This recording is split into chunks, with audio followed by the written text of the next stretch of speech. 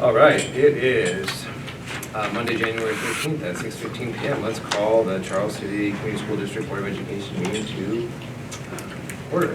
Roll call vote, please. Mack, Here. Freund. Here. Knight, Here. Rottinghouse. Here. Berglund. Here. Tilden. Here. Rosiska. Here. And we'll have a reading of the district mission and vision statement and core values by Director Berglund. Our vision is to engage, inspire, and empower students and staff in order to maximize learning. Our mission, regardless who you are or what your story is, you can learn and be loved here. Thank you. Do you have any changes to the agenda? There are none. Then we will move forward and I move to approve the agenda as published. thanks, Scott. I'll second. We have a move to approve the agenda as presented in a second. Any discussion? All those in favor say aye. Aye. All those opposed, same sign. Motion carries 5-0. Agenda item number 4, we're going to welcome visitors for public comment. Seeing no, oh, Mr. DeVore has a public comment. We would love to hear from Mr. DeVore. Good evening. At your table tonight are T-shirts for each one of you. We wanted to explain what those are and tell you about those a little bit. The T-shirts that are in front of you are part of an initiative that every single family member of the Charles City Community School District received one of these actually last week, and you received yours tonight. On the front of it is our branded logo, and then on the back of it, it says regardless. And so as you're going through the community and somebody says, I see your nice shirt, but it says regardless on the back. What does that mean? What we would hope that you would be able to talk about and be able to recite is our mission statement, which is regardless of who you are or what your story is, you can learn and be loved in the Charles City Community School District. And so every family member has received a shirt or is receiving a shirt. And then also we want to give a shout out to CUSB because actually these shirts were provided, all the funding for the shirts were provided by CUSB and at no taxpayer expense for the shirts. And so they, when we talked to them, they absolutely fell in love with our mission statement, and they with open arms said, yes, we would be happy to help with this project. And so we want you to have those and wear those and watch your email. There will be days where we actually ask all of our family members to wear your regardless shirt. And we'll declare it should be a regardless day, but every day is regardless day at the Charles City Community Schools. Thank you. Thank you. Thank you, Mr. DeVore. Is there anyone else who'd like to make a public comment? It's a tough act to follow, so. Paul, then also, when I was in 8th grade, we had to take algebra. And we had to have 20 to 30 algebra problems every day, all year long. I've heard that that isn't the case now in this school system. They have very few problems to do on a daily basis. And I think that's detrimental to the kids. You know, they just have to do more work. Maybe I'm wrong now, but maybe people can find out how many algebra problems they do on a daily basis all year long. Thank you for your comment, Mr. Ballstall. Is that how you pronounce your last name? Capital V-A-N, space, capital A-U-S, D-A-L-L. Thank you very much for your comment. I'll be in touch with you now, so, and I'll find out the answer for you before I sit down. Hopefully, if we get a math teacher, we can sit down and hear some of your ideas and kind of update what we're doing. So, thank you. Any other comments? Okay, we'll move on to agenda item number 5. Committee comments by board members and superintendent.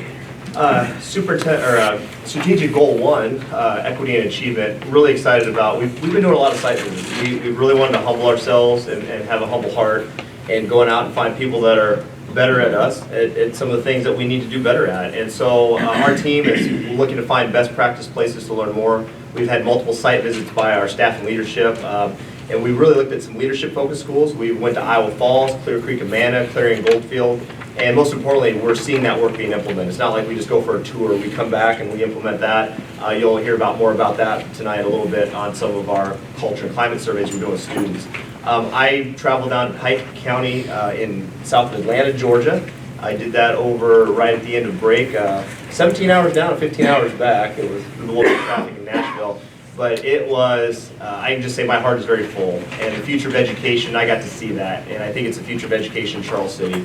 I found a place where they're making education so hands-on and relevant. And they're not asking the question, when will I ever use this? They're not asking the question of, what's in it for me? The kids are seeing that. And they're actually solving real, authentic problems. And I'm still processing because there's a lot there, but I'm likely going to be asking more of our staff, our community, and even board members to engage with some of the Pike County leadership to learn more and see where our direction and vision could be. Their work is very aligned to our goals of student leadership and student engagement. And cool enough, their leadership team's coming up to visit us because they're going to learn more about our student leadership model, because that's something we're doing at high levels, and we want to share that work.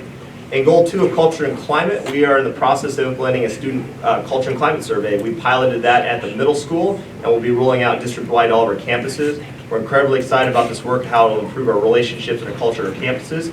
It also includes tough information. Sometimes we find out from our kids that it's like, oh gosh, we need to do a better job of that. So we are facing those pieces and how we can do better. We're also in the process of finishing our metrics. We're going to create our own school report card that we can have to the community, and so we can gauge if we're healthy and if we're succeeding. And so we have worked with students, staff, parents, business leaders to develop some metrics for that report card. We'll be rolling that out to the board here soon for consideration. We're doing some final focus groups to see where we're at on that. And one thing I'm excited about, one thing is we heard over and over from our stakeholders, where we want to know how our graduates are doing. You know, are they enrolling in college? Are they graduating college? Are they getting jobs where we said they're going to? And that's a major initiative, but we've heard that over and over and over. So that'll likely be one of our report card metrics, pending board approval at some point. But we're starting on that work already. We are engaging one of our admin support to start phone calling every one of our graduates from last year and every one of our graduates from 5 years ago. And we're going to ask them 5 or 6 simple questions, or how you're doing. And so we can start to get a gauge of how we're serving our graduates as they leave here. So we'll get more on that to you soon. And Goal 3, infrastructures and facilities. Big update, it was in the paper as well. Shout out to James Grob, helped us out. It clarified maybe even some clarity with that in the press, but college grounds update. Baker Enterprises is finishing the crowning work and expect to start this week. They wanted the dirt to get completely frozen. In addition, the city has worked out an agreement with us to use some of the extra dirt at the college grounds. We could have used all the dirt, but we didn't have to. We could have saved it or used it for other projects, but we realized if the city needed some dirt for the wastewater plant, we want to be good stewards of that. So by them taking some of that dirt that we didn't necessarily need, because originally we said no, we needed all the dirt, but we retooled some stuff, realized we could share it. That would just be a benefit to all the taxpayers in the community. And so they're working on in the next couple weeks start hauling some of that down the wastewater plant.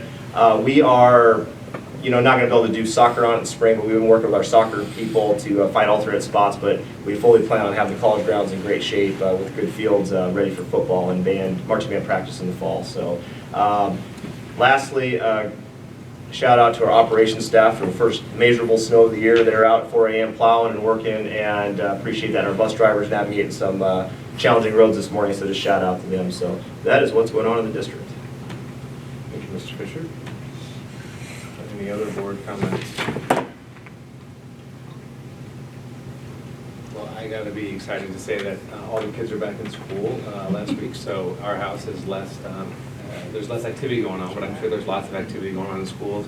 And I saw several teachers on Saturday after the first 2 days back, and they were very glad that we had decided to choose 2 days to return instead of a full week, so they had a little bit more time to ease into it. So the scheduling group that did that was a very wise decision, and we'll have to take that into consideration as we look towards next year. So, all right, moving on to agenda item number 6, committee reports. Facilities.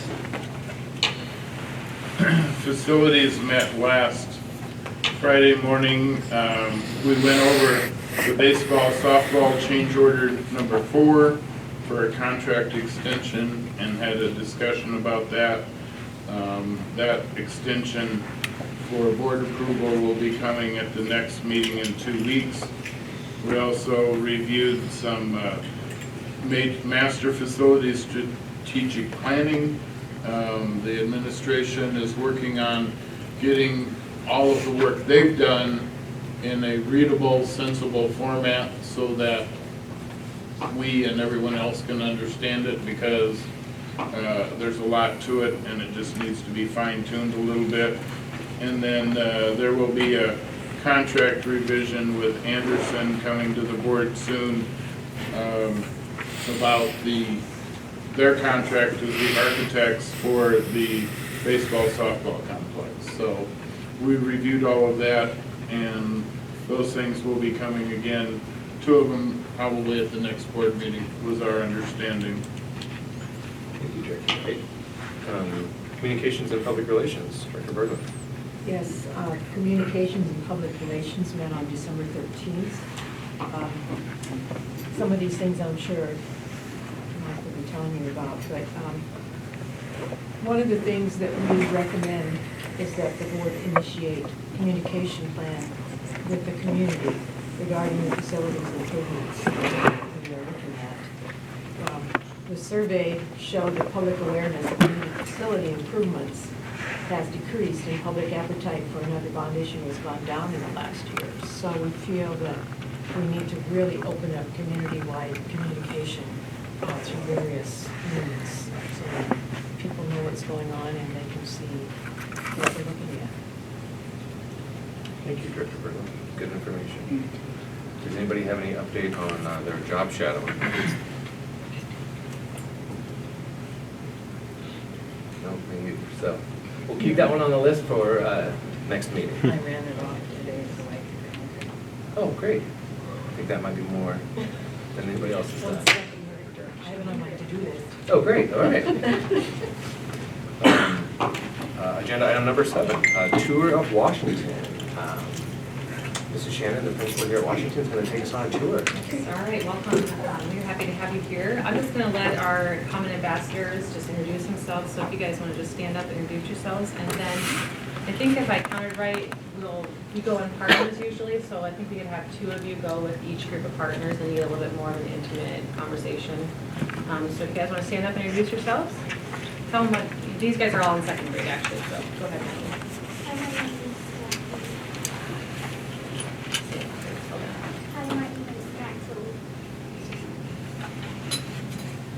Hi, my name is Isaac. Hi, my name is Carly. Hi, my name is Evelyn. Hi, my name is Brindley. Hi, my name is Carter. Hi, my name is Jace. So these guys have taken the SIAC committee on the tour before, so they are off and rolling and ready to go for you, okay? So I guess we're actually going to physically go and move. So if I just get 2 people to come with Natalie and Isaac, they'll take 2 of you.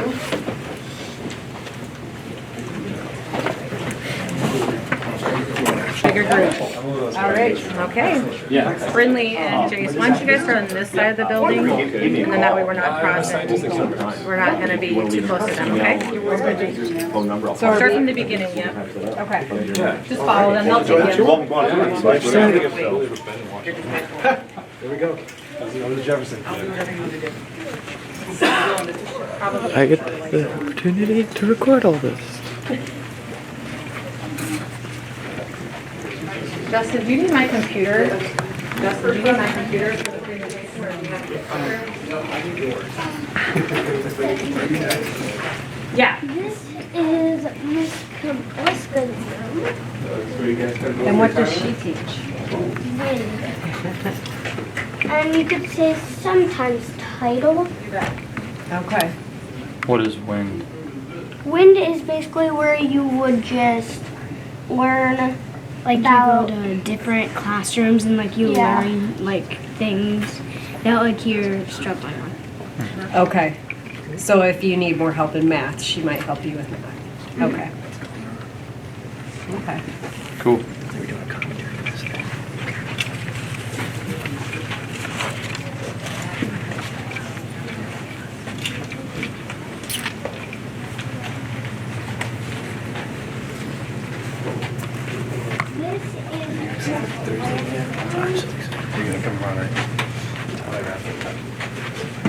Just go ahead. Second grade would we have a lot of stuff we learn about because that's basically what we do in school.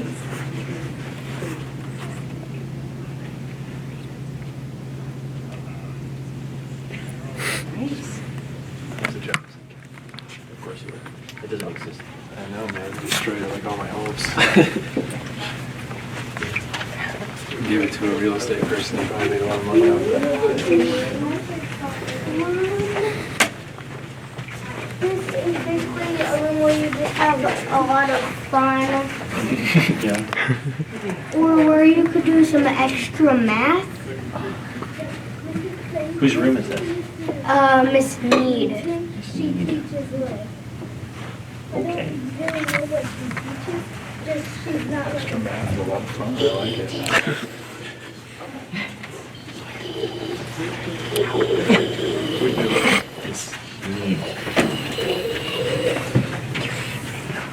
Mrs. Bengstrom, and she's also a teacher, and she has pet goldfish. I can hear it. Back there, huh? Yep. Do you know the name of the goldfish? Fishy and Bubbles. Fish. Oh, good. Will you guys show them these chairs, just to show us how you use those in the class? Well, it's basically if you need to reset, you would sit down. It's called an egg chair. It's when you need to reset Little bubbly. and get your And they need to calm energy down. out and just calm down. That's farming. Not every. Oh, it's not every? Okay. Because in Miss Wave's classroom, she doesn't have an egg chair. Oh, she has a corner, right? Yeah, Yeah. with like this small orange chair that leans back. And I think that's smart.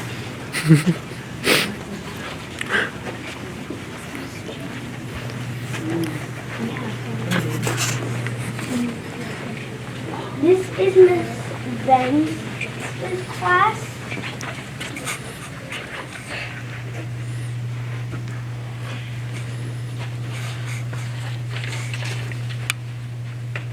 And she teaches what grade? Second. Second grade. And we also do a lot of these stuff because in the first grade we would have these little buddies, and then we would have our teacher dress them up.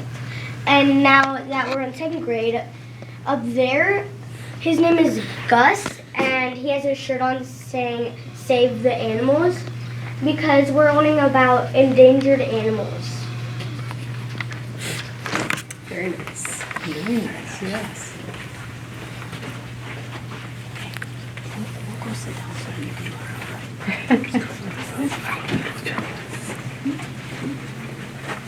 I think I was in all of these rooms. I was in none of these rooms until now. Really? Yeah. Yeah, this one. Oh, there's another dragon. Is this still second grade? Mm-hmm. Okay. Everything on this side is second grade, and then over there is first. Okay. Sheesh.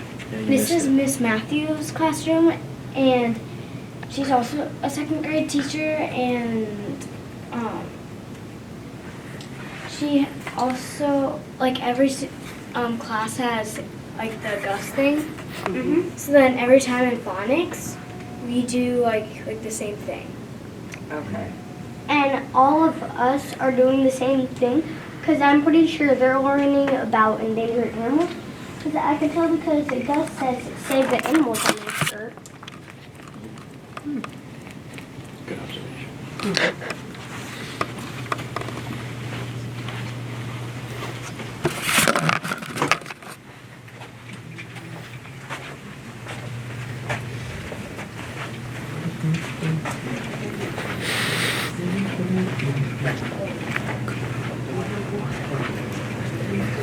This is the library room. And it's basically where we we read.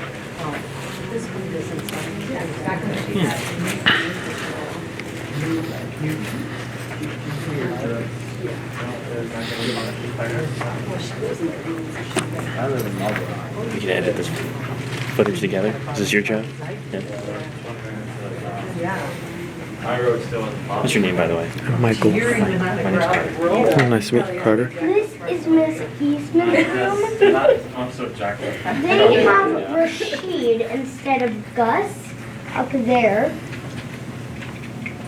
And we also have zones, since where we have a blue zone, green zone, yellow zone, and red zone. Blue zone is basically sad, shy, sick, tired, bored. And then green's like happy, ready to learn, calm, focused. And green's just basically like silly. And No, wait, you said green. I mean, yellow's basically just silly and like grouchy and annoyed. But then red's like angry and scared. Well, red you could say is also out of control. And Miss Eastman's class also has the egg chair over by that door.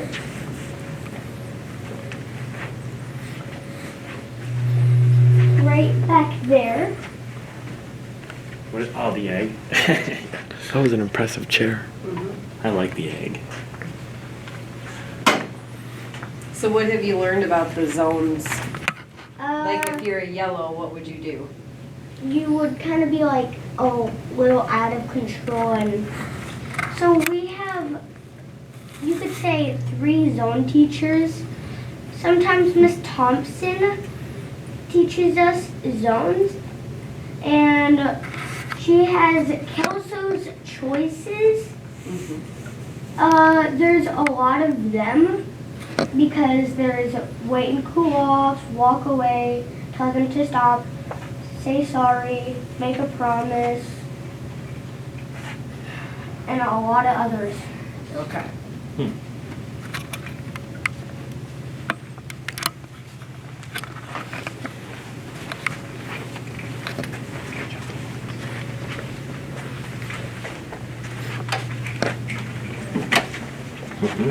Oh, Mrs. Kruger has a guinea pig.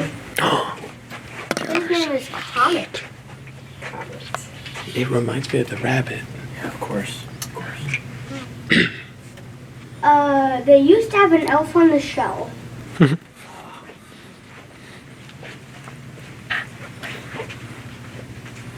And they also have Rashid. Okay. And we also have all these stuff. We have morning meeting, phonics, reading workshop, win, recess, writer's workshop, lunch, recess, math, music, snack, science, social studies, story time, and then dismissal. But it's not always going to be music. We have art, PE, music, library.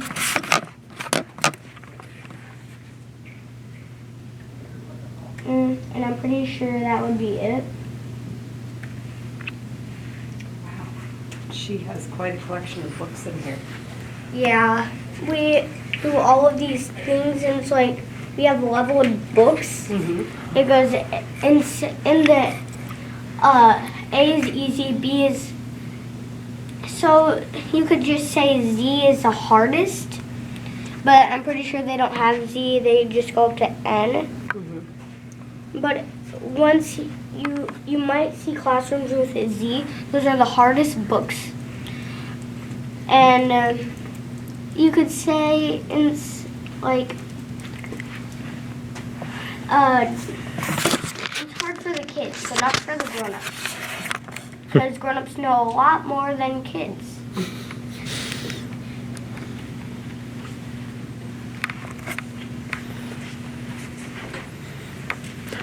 Playing with stuff, kid. Yes. This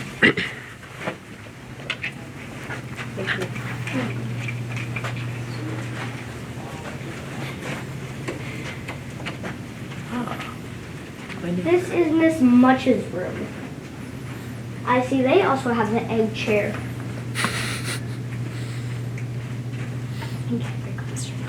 I'm pretty sure every first grade one does. Not all the second grade.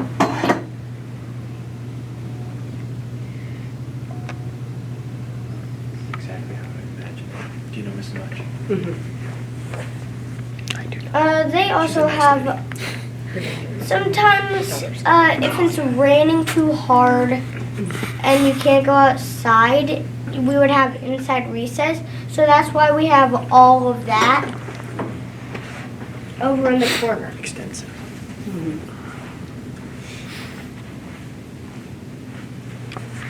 And this is where they would keep their comic cards for being good, because a lot of kids earn them. And we have comic card where we can spend our comic cards to get toys and a lot of other stuff. How do you earn them? You could say walking, Like doing technically your you're job. like really good. Oh, gotcha.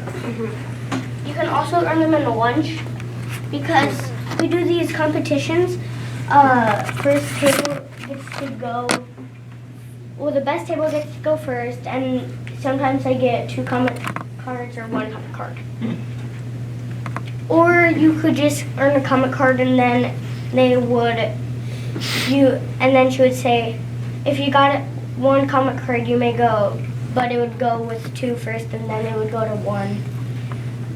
So that's basically what, that's basically how you could get comic cards. Can you still buy things like lunch with your teacher and that kind of stuff too? Yes. Yeah, but that has to, like, you have to have like enough comic cards to get that. To get Yeah, that. because they're normally like 25, 20, or something like that.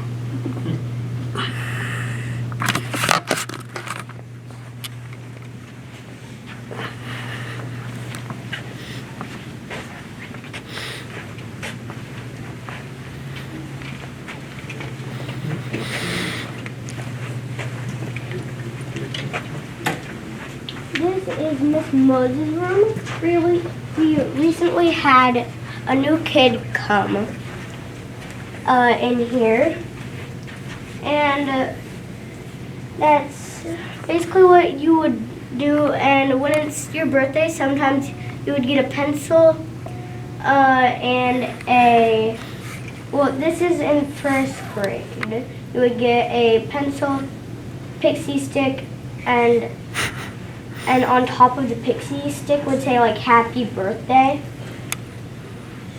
And over there we have the reading levels. A lot of reading levels you would have, so it's like all the others. It goes A, B, C, D, E, F, G, and then it would go all the way to Z. If you look at the bottom, it only goes to L for here. And these are all the other like types of books. This is Froggy, Little Critter, Magic School Bus, Dr. Seuss, Clifford, and all the other, you could say, cartoons that were made into a book. So did you say there's a new student in this classroom? Mhm. What happens when there's a new student that comes in like partway through the year? They would get one ambassador, and then they would give them a tour, and then they would take them to the classroom. Okay. And then you could say you would just get everything, and then you would be ready. Do they like have friends that have lunch with them during their first couple of days of school and those types of things? That's if you come in the beginning, because you could say when Brinley came, she got to eat with Miss Thompson, Thompson. and we would play like a Jenga. Okay. Very nice.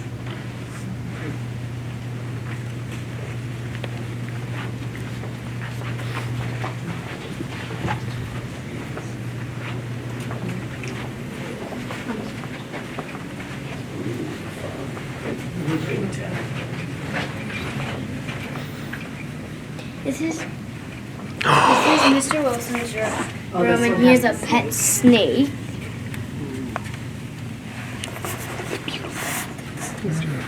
I don't know his name. I'm pretty sure Mr. Wilson. I know Mr. Wilson does, and probably his classroom. You could say little kids that are in here know his name, and probably Mr. Wilson. And this classroom also had somebody that's new too.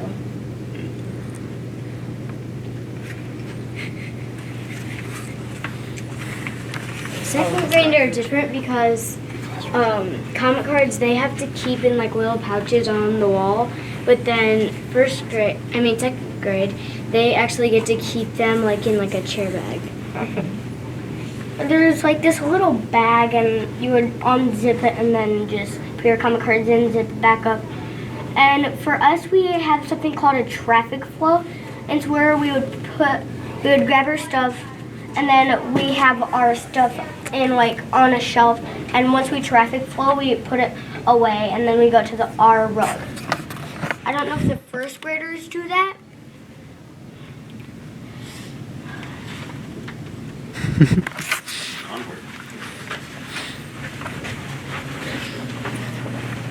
And you could say this is just like a writing board. You can just write all over it. Oh, I like how you can write all over it.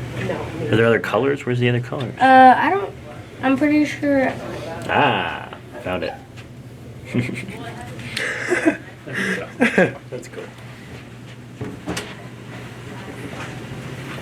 This is like a big screen because like one of you guys were saying is you can still buy like lunch with a teacher. You can have lunch with a show. And so they would put a show on here, and then we would sit at one of the tables and just watch this show while eating. Bless you.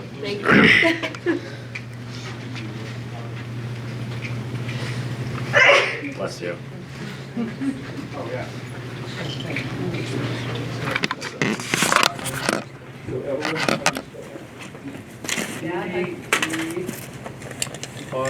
L-Y-N. Williams.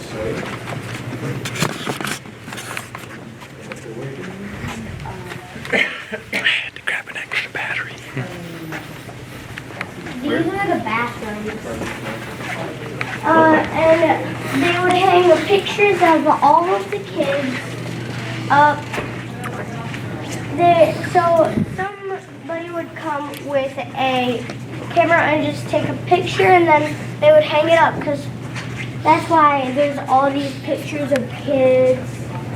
Mostly all of the kids noticed, and some of them didn't, because it was working. Some of them are candid. I like. And wasn't it a high school student who took all these pictures? Yes. Yeah. Don't ask Justin. He'll know. It's not me, I'll tell you that much. What's that? I said it's not me, I'll tell you that much.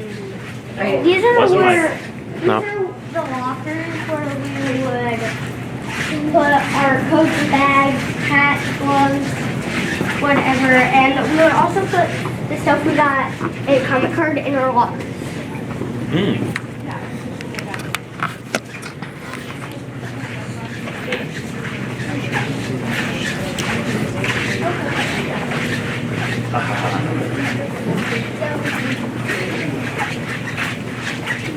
This is the sensory hallway. You could say just like have fun. Like here it says stomp, you would do that, and then we would have to do that. A lot of other stuff. It's where if you need to cool down, like, because we have some of these kids that need to cool down because you could say play roughly. Yeah. Oh. That is TK and Ms. Smith's room. I like. Isn't that this is the fourth grade area? Over here? No, This is it just only goes through second grade. This is the busy bee room. Then over there is the art room. This has changed a lot then.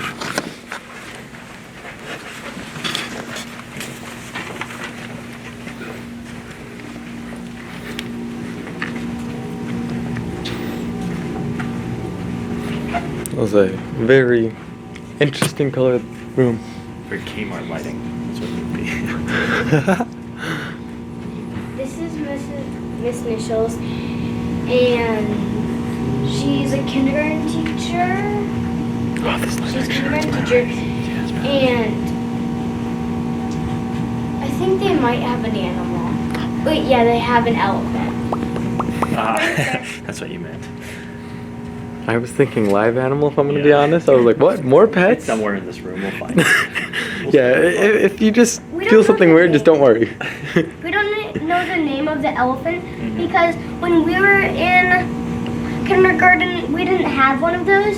So I'm guessing now that they are here, they have that stuffed animal pet elephant. So we don't really know the name of it. It's TK through, actually it's preschool through second grade. And then Lincoln is third and fourth. The middle school is fifth grade. And then high school is high It's school. grade, it's grade 11. Well, we had room for everyone. There's an egg chair over there. Beautiful. I like how there's like egg chairs So everywhere. instead of having like kindergarten through fifth grade, just elementary school. Oh, okay. They They- bunched them up. Right, so this is just for the younger age groups, so all kids in the district will go to each of the buildings instead of bringing kids into Washington kids that merge together in middle school. I don't know this classroom because over there, there's normally a picture with the name. This used to be, it probably still is a kindergarten teacher, but the name tag might be over there, so we don't know the teacher, but last I saw there was a 7 here.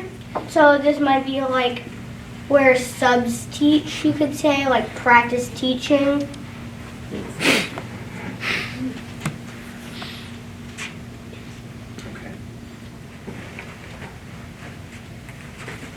Okay. I was trying to find the There's a animal. random turtle right there. Maybe this is their animal.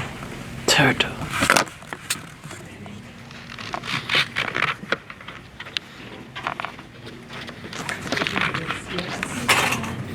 This is Oh, I think this is recess like a where special we education would room. go outside and Yeah, play. it's special ed. Oh, this is the part with the cafeteria. Cool. Ew, fancy. Right there's the nurse, and right here is the sensory room.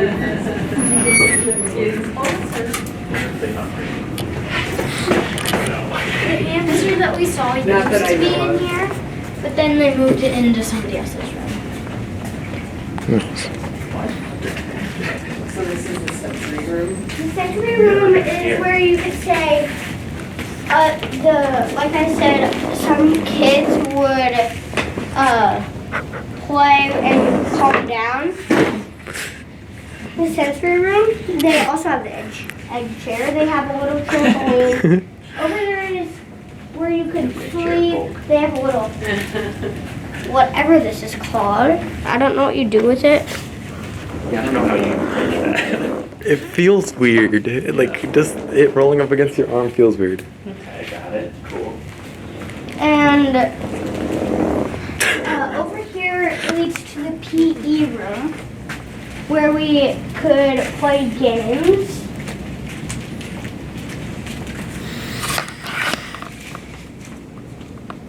My hand's getting tired.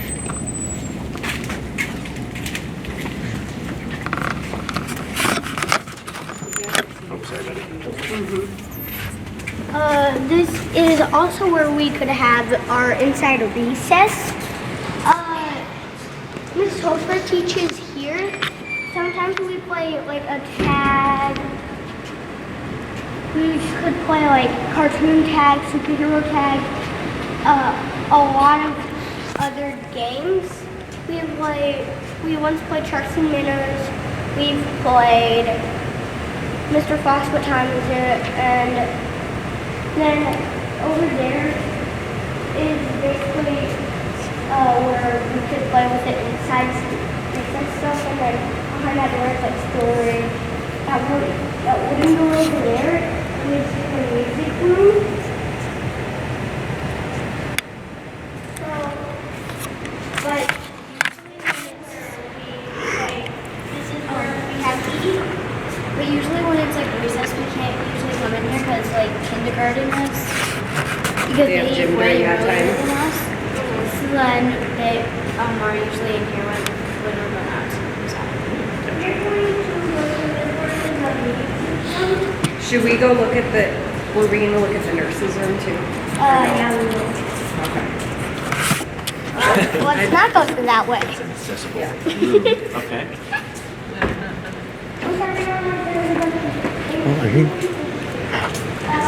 What? I'm jealous.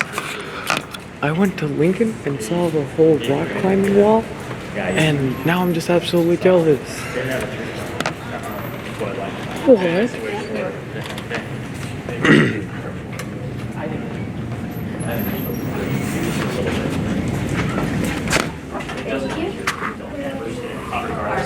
Doesn't matter, yeah. I know the tour because you guys gave me the tour when I was here for the SIAC committee, remember? Oh, that's right, you were here for that too, weren't you? This is the nurses. They also have the drones. They have gloves. This is like a pillow where you would just calm down. It's a sequence pillow. And they also have this chair with like a stress ball in it to sit on. I mean, that would be a good place there. And then we used to have this rug in our room, our miscellaneous room. This might be our rug because recently we got rid of it and put these heart spots with our special numbers on them. Then right down here is probably where if you're like sick, you would just lay down here and sleep. And this is Eve's, like, just in case, like, she'll bring, like, extra clothes. Boy shirts, socks, girl shirts, hats. I don't know why there's hats.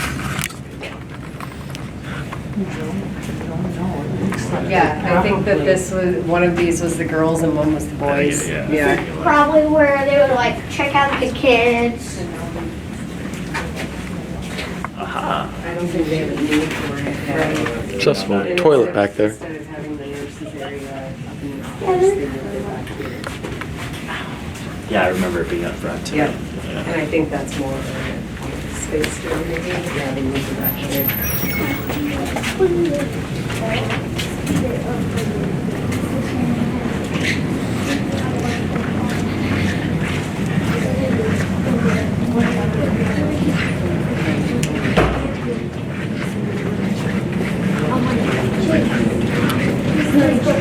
When did the third one show up? What's that? When did the third one show up?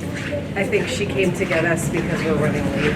Oh. Because we're skipping the music room, which was my favorite. And we came to do this before. I know, I do like the music room.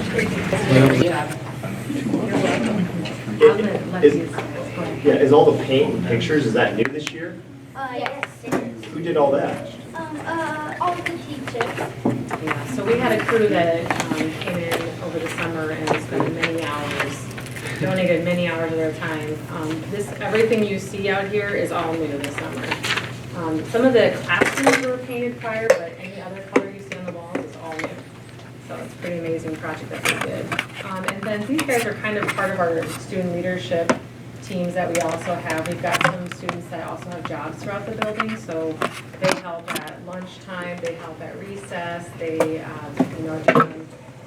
sweeping and vacuuming, and so we kind of have some jobs that we try to rotate them also. Yes. Very good. And they're a pretty good group. We meet occasionally to have lunch, and then they talk about some of the things that are happening in the building and successes or concerns or things that we could do better at too. So they're a very good group. We appreciate you guys being here tonight, okay? Thank you guys, we Yes. appreciate it. Thank you. And now back to Mom and Dad.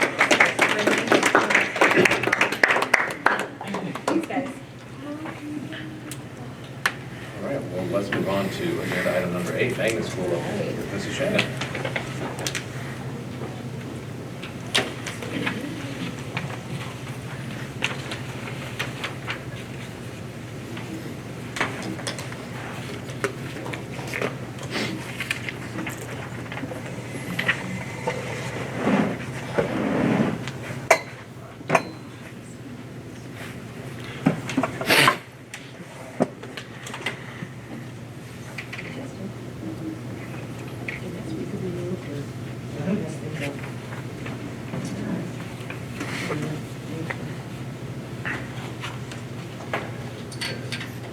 All right, last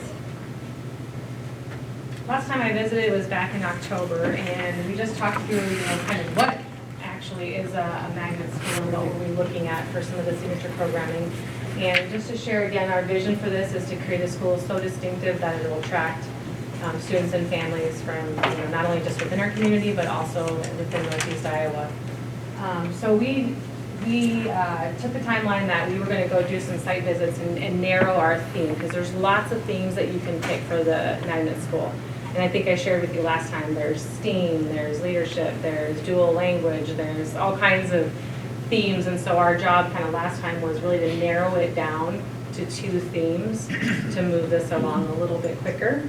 And in doing that, we decided that we would visit several schools along 2 themes, and that would be the leadership theme and then also a STEM or STEAM theme.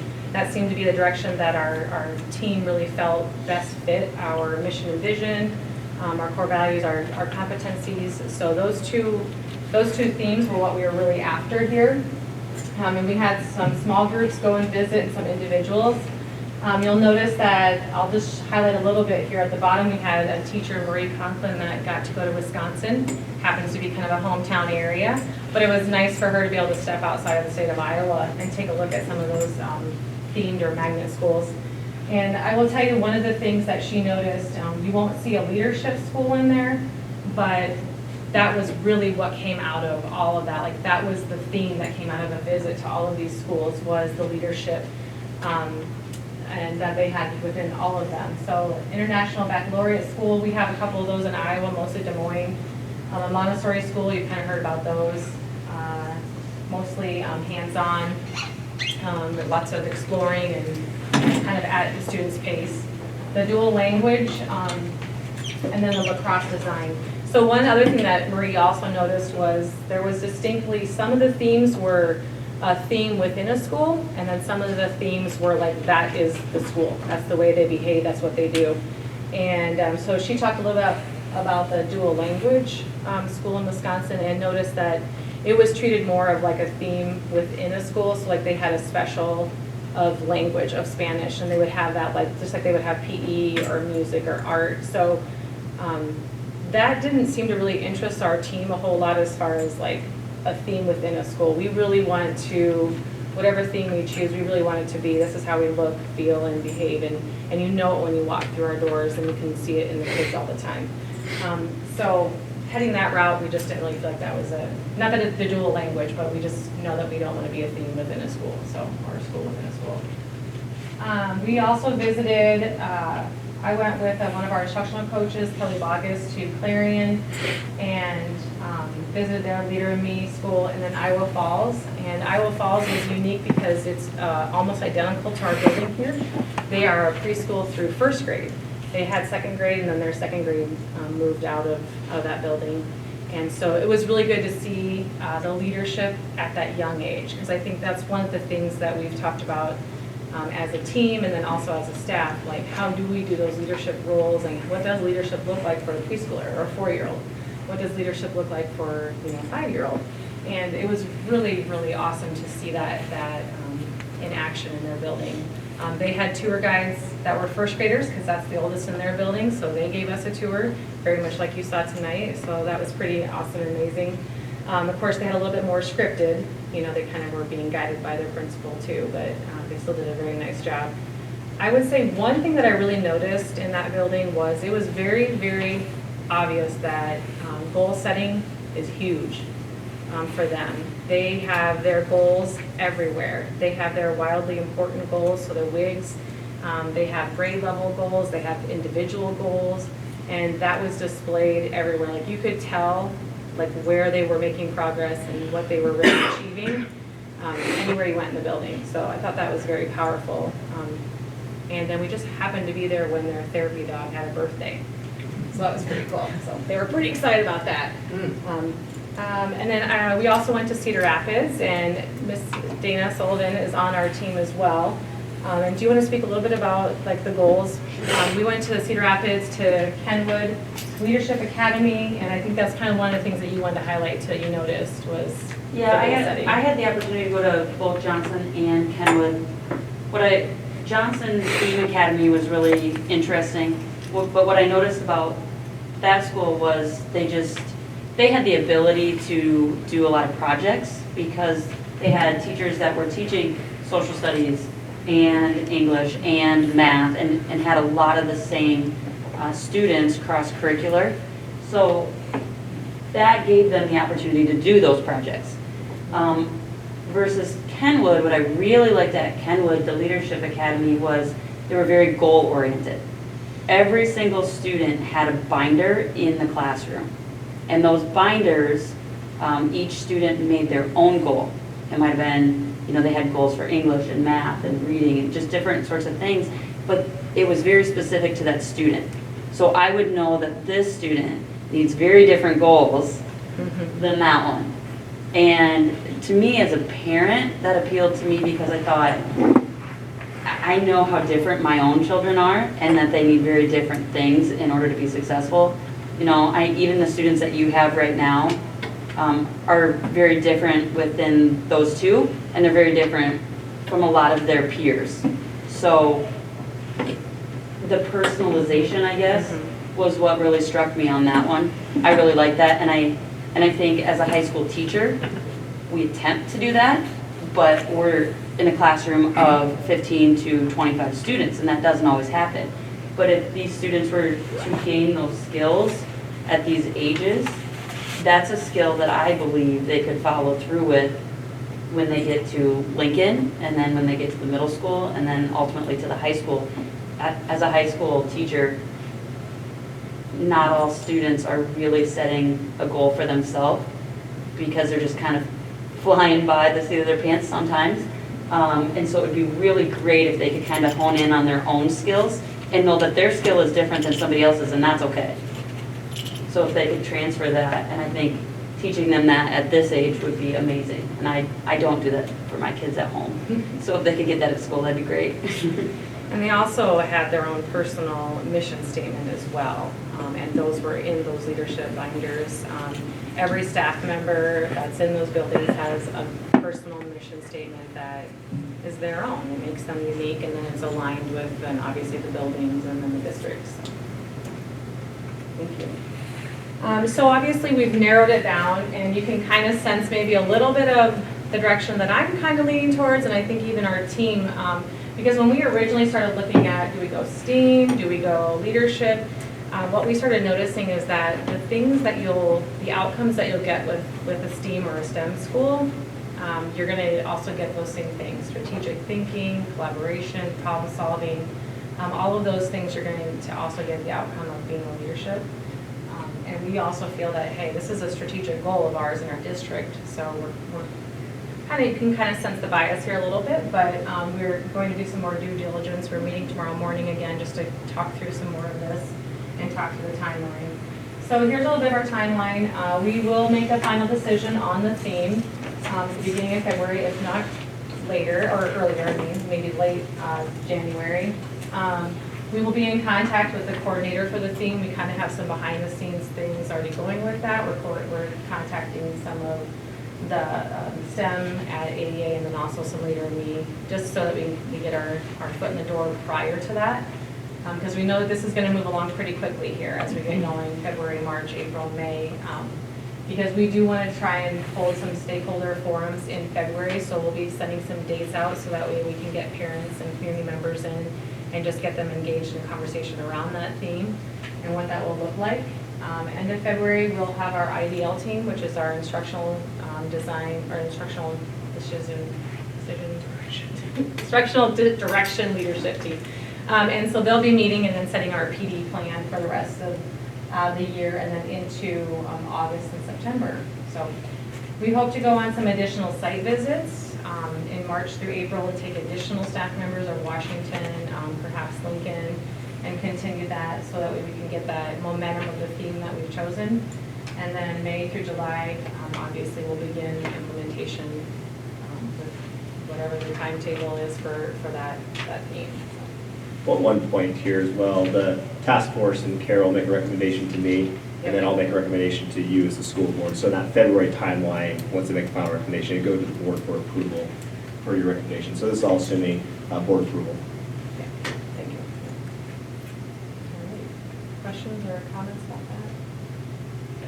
I think it's a really intense process and the kids are doing a really nice job. Yeah, we put lots of hours into it. It's good work though. Anything else you want to add, David? So I have one question. When you went to like Kenwood, the Leadership Academy, did they use the Leader in Me program They also? do, Okay, yeah. I didn't know, I wasn't sure. Yeah.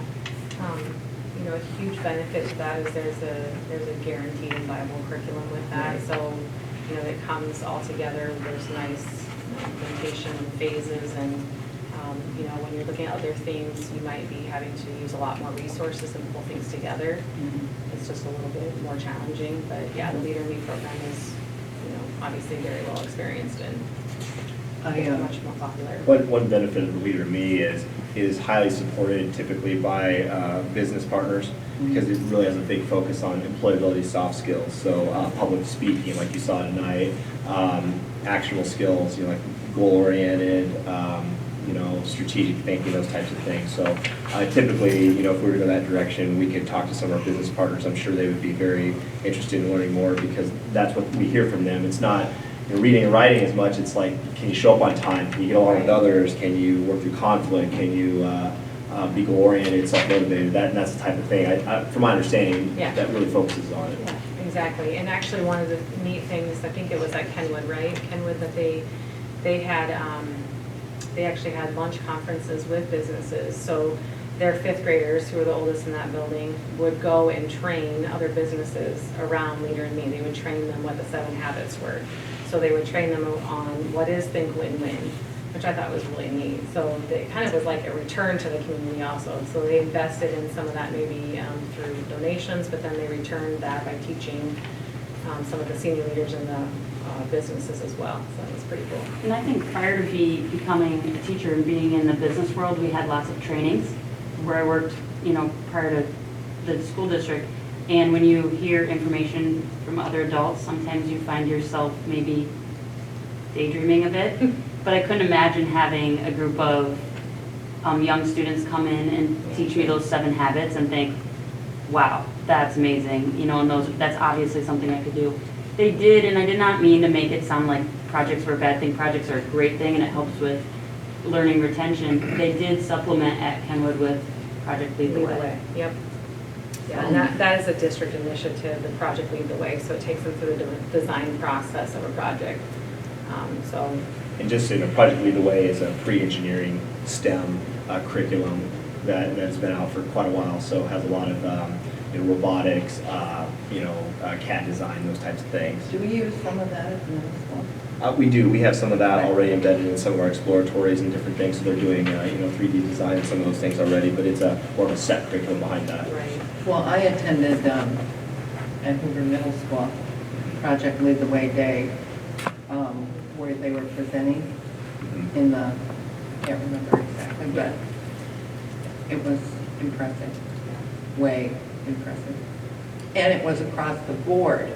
You know, sometimes you have things like that and it's obvious, do you know what I'm saying? Like maybe who's not quite getting it or whatever. I couldn't see that at all. It was across the board and maybe they were teamed up well or whatever, but it was pretty amazing, I thought, actually. It is, it's really neat. Anything else? Great, thank you guys. Thank you. Thank you. Agenda item number 9, vision and mission training by Superintendent Fisher.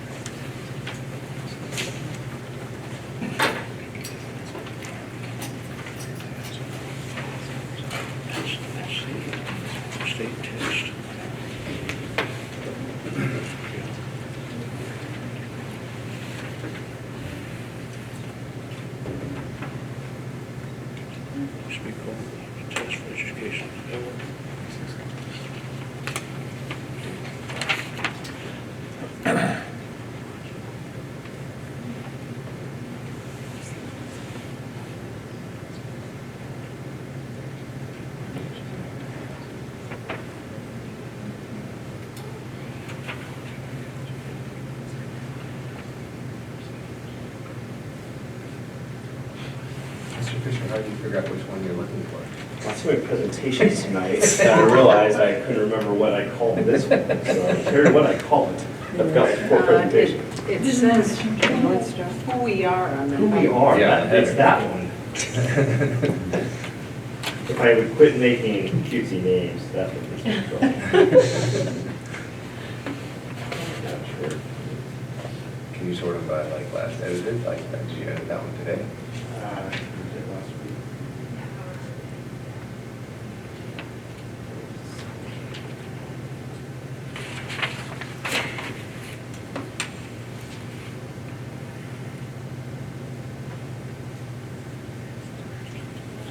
So while we're waiting, Mr. DeVore, I have a quick question for you regarding the shirts. Are they in the Charles City font? Yes. What font is that? Franchise. Franchise, is that the style? That is the font. Uh-huh. And if you really want to geek out with me, the color of the orange is F89728 or Pantone 151. And the white? It's white. Okay, so I know It's true white. It's True white. True white. Excellent.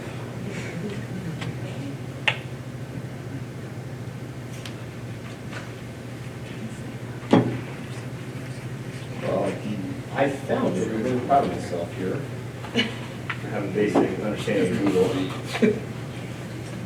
right. There we go. There we go. There we go. That's right. So with a new board, and I think it's always good for us just to talk about our vision, mission, and our core values and who we are.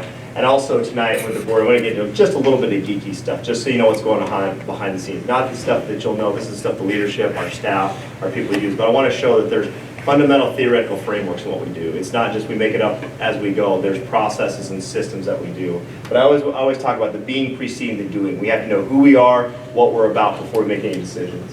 So first of all, everything is guided by our way of life. We have our mission and vision and our core values. This one's a little bit outdated, but it is our vision, our picture of the future that inspires passions, engage, inspire, empower. Our mission, why we exist, is regardless of who you are, what your story is, you can learn and be loved here. We're a regardless school. And that means we want all people. We don't care about challenges or backgrounds or your stories. We want to make sure everybody learns at high levels and is loved. And we'll talk more about that in the ISASS presentation. That comes with unique challenges, but we love that. That's why our staff's here. We don't look for easy. We look for the hard challenges because we know that's where our investment is. And distributed leadership, we're really proud of this. We are a distributed leadership culture. I don't make a lot of decisions top down. That's not how we move. We hire great people, we foster them and engage them, and we equip them and invest in our people, and we give them as clear boundaries and then say, go out and make decisions. In my office, although I think I would argue I'm not in my office very often. Terry, am I there very often? No. No. She says, a little bit of a twinkle in her eye. But I will say this, that even in my office, I don't know what's best for kids. The people, the professionals doing the work know what's best for our kids. And you know who else knows what's best for our kids? Who knows what's best for our kids, Isaiah? Me and Kale. Yeah, you and Kale. But our kids. And so we want to make sure their voice is what we do. That's why you'll see student leadership is a big part of what we do. Well, we have what we call the box. We have the legal and ethical box. We obviously don't do anything that's illegal or unethical. But that's not a high enough standard for us. Within that box is another box, which is our vision, mission, our DNA, our core values. We talk about our core values of being family, doing what's best for all kids, being invitational, passion, committed leadership. We say if you keep all those in mind, you're inside this box, go forth and make decisions.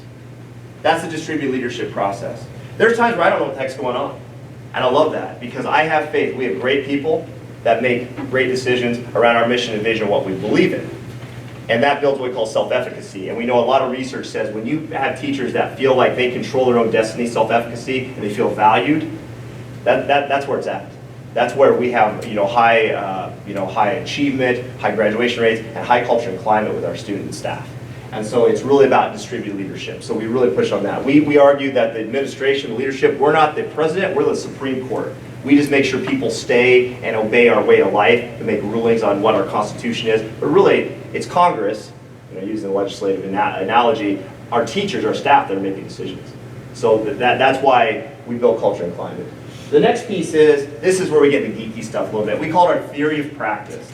Every organization needs a theoretical framework, and what I'm really proud of, you don't usually see that in 1A, 2A, 3A school district. This is 4A type stuff. Usually people that have just work on this all the time, but we have researched and used different theories, you know, geeky stuff from Max Weber from pre-World War I in Germany. He was a great philosopher, all the way to Bowman and Deal, who does human resources frames, you know, theory. Again, geeky stuff. But here's what I want to show you. It all starts with this. It's all our vision, mission, and values first. And that's encompassed. What's the foundation? Human capital. You have to have the right people. You have to hire the right people. You have to hire people aligned to what you believe in. And highly talented people. That's the foundation. And then you have to keep them. And you can't lose them. And not only do you have to keep them, you have to have them on the right seats of the bus. Because if they're in the wrong seats, they won't feel like they're valued. So we have to make those positions. That's why last year we made a lot of human resources changes. You know, first our systems and how we hire, our culture and how we retain people, that we keep them in the school district, but also getting them in the right seats of the bus, and then giving them distributed leadership. That's why there's a little bit more higher turnover than we wanted last year, but we knew when we said who we were, some people would self-select, and some people did. But then we've also had some people really buy in what we believe in and own it, and go from there. The next piece, once you have the right people, you have to build systems. You have to build machines and systems, so that way it's not sheer willpower of getting stuff done. Whether that's curriculum, whether that's busing systems, whether that's hiring systems, culture and climate systems. Systems create what we call rational outcome, which is predictability. You want predictability. You don't want unpredictability in schools. So we're building systems, and that's taking time. But to build the systems, you have to start with human capital. Once you have systems, you have capacity. Capacity is the ability for our staff to have some margin to do things. If they're always stressed out or always, you know, to the max, that's not going to do it for us. So we have to build capacity to keep our people healthy, capacity to make leverage where things are easier, they're not having to work so hard, capacity for systems, and that builds on what we're able to do. The next step is equity. Regardless of your background, regardless of your story, regardless of your background, your family, you can achieve at high levels. So we're looking for equitable systems that create equity for all of our people, and that includes our staff as well. And then that actually gets us to instruction. Which then gets us to student outcomes. Now here's what I'll show you. This is why it takes a little bit of time as we talk through test scores. We started here last year, and we are about here right now. And you go, well gosh, why don't we jump to instruction? Here's what I'll tell you. If you jump straight to instruction without building these other foundational things, because I've worked in systems like that, you know what you end up having? High staff turnover. And staff turnover is the #1 detrimental thing to student achievement. We have to get the right people on the bus, and we have to keep them and keep them trained. Here's what happens every time staff leaves after 5 years or less, right? We see all that training, we see all that capacity, all the investment we put in that teacher walk out the door and go to another school district. And we train people really well here. But the problem is we've been approaching 10% teacher turnover for the last 4 or 5 years. We're stopping that this year. And we're really working hard on that to invest in people. That's why I really credit to the board and some of the stuff we did contractually. We have one of the best contracts, I think, in the area, some of the best benefits and pay in the area. We want to attract the best people. And that's where we get to. What's great, though, is we spent so much time last year in this area, we are really deep in the instruction piece now. We're deep in the instruction piece now, and that's what feels really good. So this is the theory of practice, the sequence that we do. To really support instruction. What you've seen in other school districts where they ignore the foundational pieces that we're attacking is they can get short-term bumps in their test scores and their student achievement and their graduation rates and their ACT scores, but it inevitably falls because you watch too many people walk out. I always say it's like the movie True Grit. I love the movie True Grit. Right before they got to get Maddie back to the store, she's been bit by a snake, right? So they're getting her back, and he literally whips the horse to death. Rooster Cogburn whips the horse to death. He has to put the horse down, right? And I thought I wrote a blog post about that. It's what we do to teachers sometimes, right? We whip them to death. So they're just, I can't do it anymore. We see so many people leave the teaching profession, right? And they had such passion for it, but we as an organization sometimes ask so much that they can't continue to do it. And I say, you can't whip a horse to death. You have to be able to do it every day. And so that's why we have to create margins for our teachers. I'm not saying teachers are horses. I did not equate that, so I don't know if anybody quote me on that one, so, and whipping people. But I think the analogy is fair, though. We do too much for our people at times, and we ruin it, and it ends up hurting kids. Our organizational chart, what you'll notice, and I won't go into the real geeky stuff on this, but one thing I want you to notice, all of our offices are here. We call them offices, office, operation, finance, those different things. We don't call them departments because departments usually refers like social studies, special education, those things. So like Terry's the director for the Office of Finance. But what you'll notice is it's a matrix, it's not hierarchical. okay? A hierarchical says like, oh, superintendent's at the top, the board's at the top. What you'll notice is that the students are at the top, the senior leadership's at the bottom, and it's a matrix. So the principals are at the bottom, but they may run into director of operations, custodians, and things like that. So you see how that all intertwines. But we do have, and what you know, there is a system. There's a way how we have things organized. And then our essential competencies. What I'm really proud of is our 60 people in the community engaged with us on this. Business owners, clergy, politicians, parents, kids, board members, staff, and we decided, we asked this question: what do we want our kids to look like when they graduate? Portrait of a graduate. And you know, we'll talk about test scores more, but I know nobody's ever applied for a job, and I talk to our business owners, and they ask for a proficiency score on their test, right? Now we know that's an important indicator as well for health of the school, but we asked the business, what are you looking for? And they said this: adaptability, integrity, learner's mindset, critical thinking, empathy, and communication. And what we're on the path, and why I went to Pike County, Georgia, is how can we take that content and those test scores and those academic student achievement pieces and connect it to this? Because this is what they really need. Because what I hear is, yeah, Mike, can you teach the kid to be able to look me in the eye, shake my hand, and pull his pants up before he walks in the job interview, and that you shouldn't wear jeans to the job interview? You're right. There's pieces of that in there. Because we know there's sometimes those soft employability skills we're not teaching enough of. So we have 21st century skills classes we're implementing where we're working on that. Resumes, job interviews, public speaking, those types of things. Gosh, do you think those kids here tonight learned a lot? And they'll have some feedback tomorrow. They were good. They could be better, but we'll give them feedback tomorrow. And so that's the things that we're looking. So that essential competencies was key in what we did. The next piece, super geeky, but this is our instructional framework, and our instructional framework is what's guiding. So you go back to those systems, this is how we make instructional decisions. It's not, ooh, I'm going to teach this because it's fun or I like this. There's principles that guide it. So one of the things is we assume that teachers assume students can take charge of their learning. We want to be better than Google, okay? We don't want to be Google. We want the kids to have hands-on and take ownership of their own learning. Number two, the teacher emphasizes the development of deep knowledge of core instruction, what we call rigor. It should be difficult and challenging and hard. If they could come in and it's just like, ooh, this is super easy, that's not where we need to be. We want to challenge and push our students. Three, it's a rapid pace of instruction. So there shouldn't be a lot of downtime. The kids should constantly be moving. And we're not saying drill and kill or rote method stuff. We're just talking about there should be what's next, and it should all connect. Disruptions in classroom time are minimized. So that can speak to student behaviors. That can speak to us being conscious of when we do school picture day. And so we really focus on that. We want to prize that student instructional time.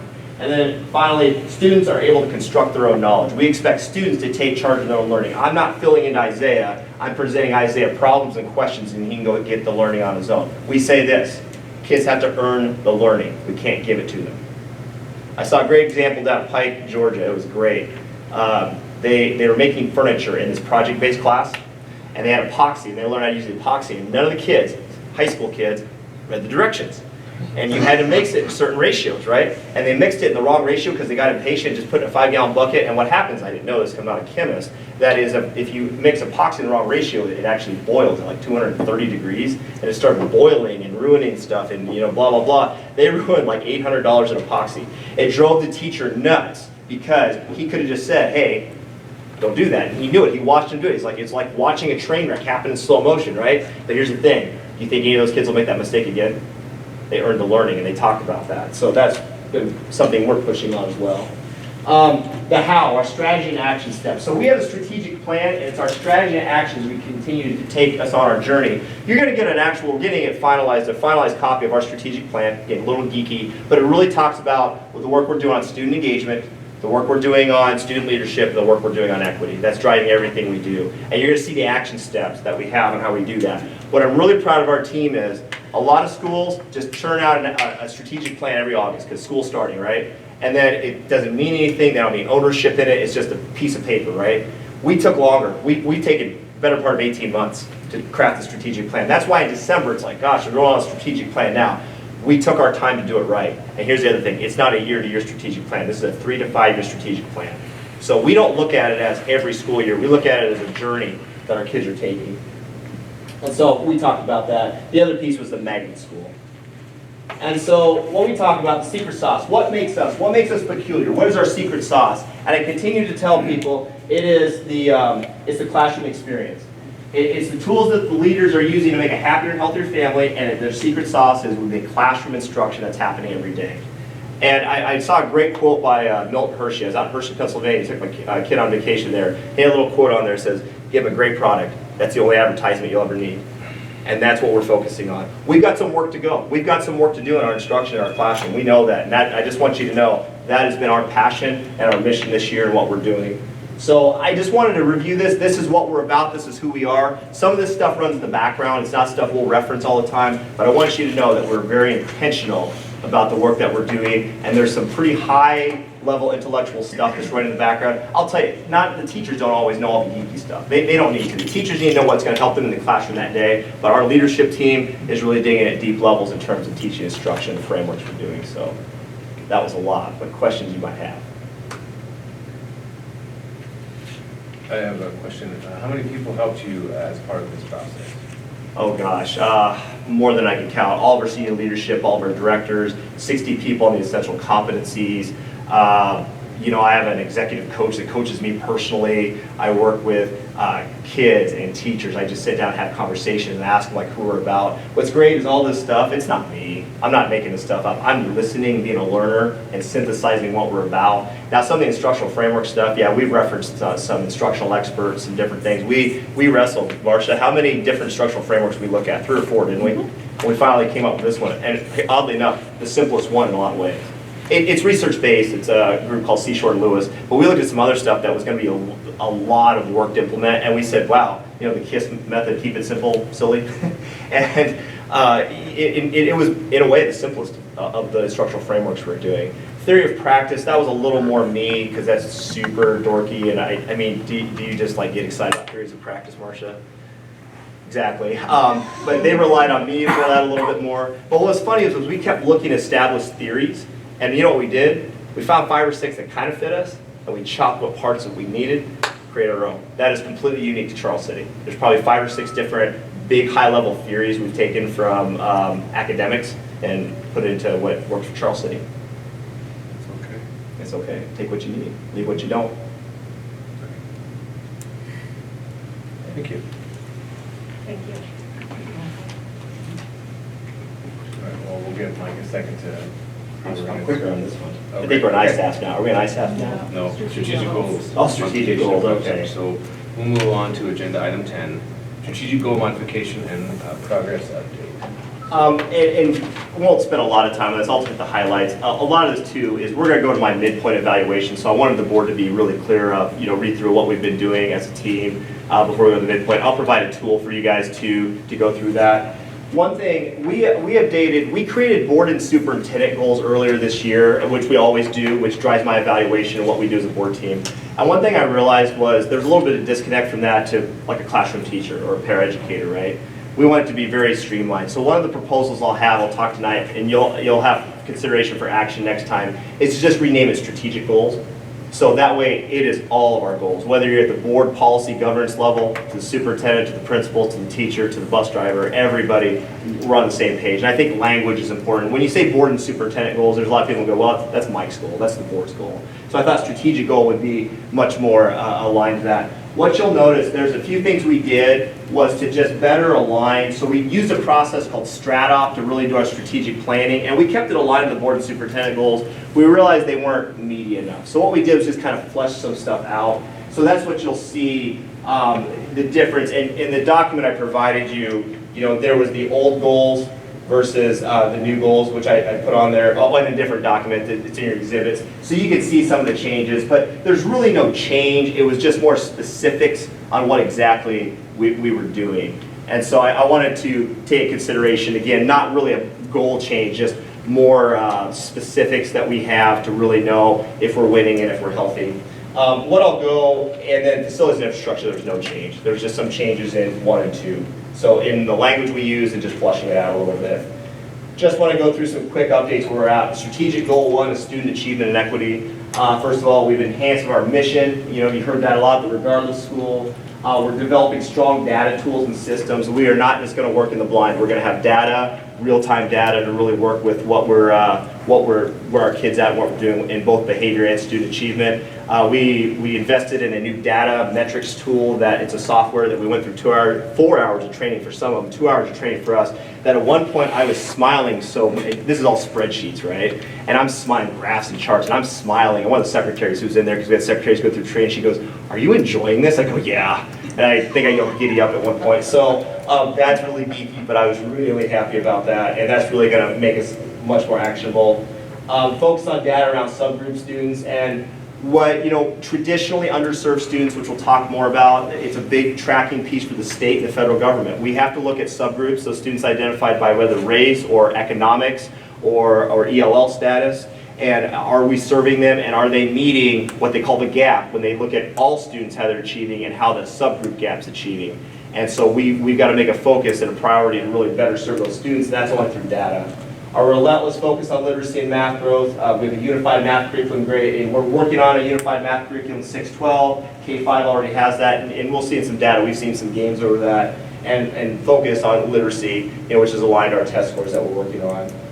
We have a new and innovative teaching and coaching evaluation tool where we are giving written feedback instead of and a couple of teachers on here, you remember the old dog and pony show, 30-minute evaluations and all those things? We're not doing that anymore. We worked in conjunction. Teachers developed this system.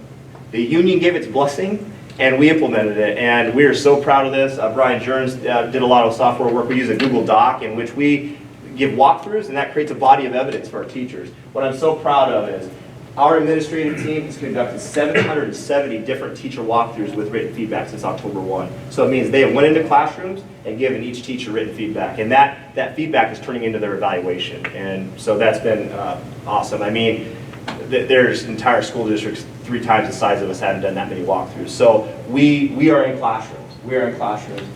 Strategic professional learning, we're listening to our staff and their needs and honoring their time. You're seeing student leadership being infused at all levels, and there's some examples on there. We're working so hard on student engagement to make sure that our kids are engaged. We're getting surveys, we're doing focus groups. What can we do to improve engagement? And then finally, human capital, the talent, the human resources. We've talked a lot about the work we've done on that. We continue to do that. We're a high accountability school system. We take pride in that. Strategic goal, culture and climate. Our team leader system continues to take care of our people and keep them healthy, and also distributed leadership. I'm really proud of that. We continue to foster leadership with our staff. We're starting a Student Teaching Institute. We have a program called the LIT, Leaders in Training. We're actually working with teachers that are getting their admin licenses and giving them extra support and help and extra professional learning. We're having them sub in as administrators as well. So we have a rule, none of our campuses ever go without an administrator. Either I'm there or one of our LITs are there. We cover, and that's been a big thing. Washington Elementary, they're in a task force of magnet school. We talked about the new school report card we're going to create for our schools. Student and parent surveys, we're doing student surveys at all levels, and we're also going to roll out a parent survey to get more data there around parent-teacher conferences. So we'll have more metrics on that, on how people say we're doing. Community partnership, whether it's the city, county, NIAT, TLC daycare, really proud of the partnerships there. That's all relationships. I met with Steve Deers for an hour today, just talking about what's going on with the city, what's going on at the school district, and when can we have the dirt? It's just great relationships that's happened. Improved behavior outcomes. I'm so proud of this. Trauma-informed instruction to help us deal with mental health, better serving our students. Our middle school, and this was a big focus when I was hired. Let's talk about middle school behaviors. 37% decrease in behavior referrals from last year at this time, so we just timelined it out. 71% decrease from going way back, and 2 years ago. So that we're just very, very proud of, and we've seen that across the board, all of our campuses. And so we'll continue to work on that. Restorative justice, we're proud of that.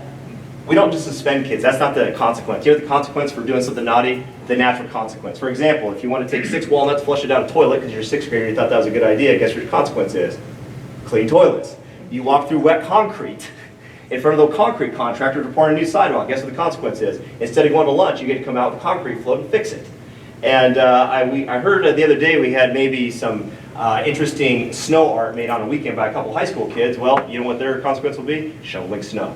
So we're having, and you know what, we've learned this into learning opportunities for kids. Kids make mistakes, we're okay with that. But let's give them a consequence that makes sense, and that's really improved our behavior outcomes. Superintendent leadership, one-on-one conversations, I still have to do that. Over 200 one-on-one student conversations with staff and students and community members. I'm going on clergy right now. I meet with all the local clergy, usually about one a week. I meet with a couple, 2 to 3 staff members a week, just one-on-one half-an-hour conversations, and gets us to a normal rhythm of my life. And so that's kind of where we're at there. Highly engaging communication strategic plan, working so much on our branding, whether it's signage, whether it's our digital footprint. We're rebuilding our website for a rollout this summer, better text messaging plans that we're doing out, just really being responsive communications branding and improving that for our community. Highly engaging invitational campus environments. You saw Washington tonight, everything we've done to paint and make it bright and beautiful. We just want everything to be welcoming. You know, and we've all been a part of that journey. It just looks really nice around here. Beautiful, warm campus environments. Lincoln and Washington have led this work. Increased enrollment. We've been so proud. We've been up the last 2 years. We had the highest enrollment increase in our conference, which was really, really proud of. People are choosing Charles City, and we call it the Charles City Experience. That classroom experience is our secret sauce. And strategic plan for activities, we're working on that. We realize there's some gains we could do in our athletics and activities, and we're doing a lot of strategic planning what that could look like in the future. And infrastructure, strategic planning, which we're doing based on the ICAT, and we're going to talk more about that, our information planning. ICAT was the facilities assessment, development of community-wide information gathering, continued conversations on the needs, and then finally, I heard this over and over, you know, can you just take care of the stuff you got? So we've made a focus on that, keeping stuff bright and beautiful, well-maintained. You know, everything from soccer band practice fields, new carpet, painting, new vehicles, environmental improvements, things we're doing, of course, obviously the baseball, softball fields, and also the sale of the North Grand building. So just trying to give you a nutshell what we did in the last, that was probably a little overwhelming, but want to kind of, I didn't put everything on there, but just most of the highlights. So we'll have up for consideration next meeting to make the amendment to the strategic plan, and if you consider that, then to kind of amend how you do my evaluation as well. So questions you might have? When do you sleep? Occasionally, well, with snow days, not a lot. I got back about 5:30 this morning from doing a 2-hour delay, so I snuck in a half-an-hour nap and I went to work, so that was a big day for me. So saw my son for like 10 minutes, so. I have a couple questions. Yes, sir. So going back to the process and how you determined some of the ways that you want to form these goals and change the organization overall.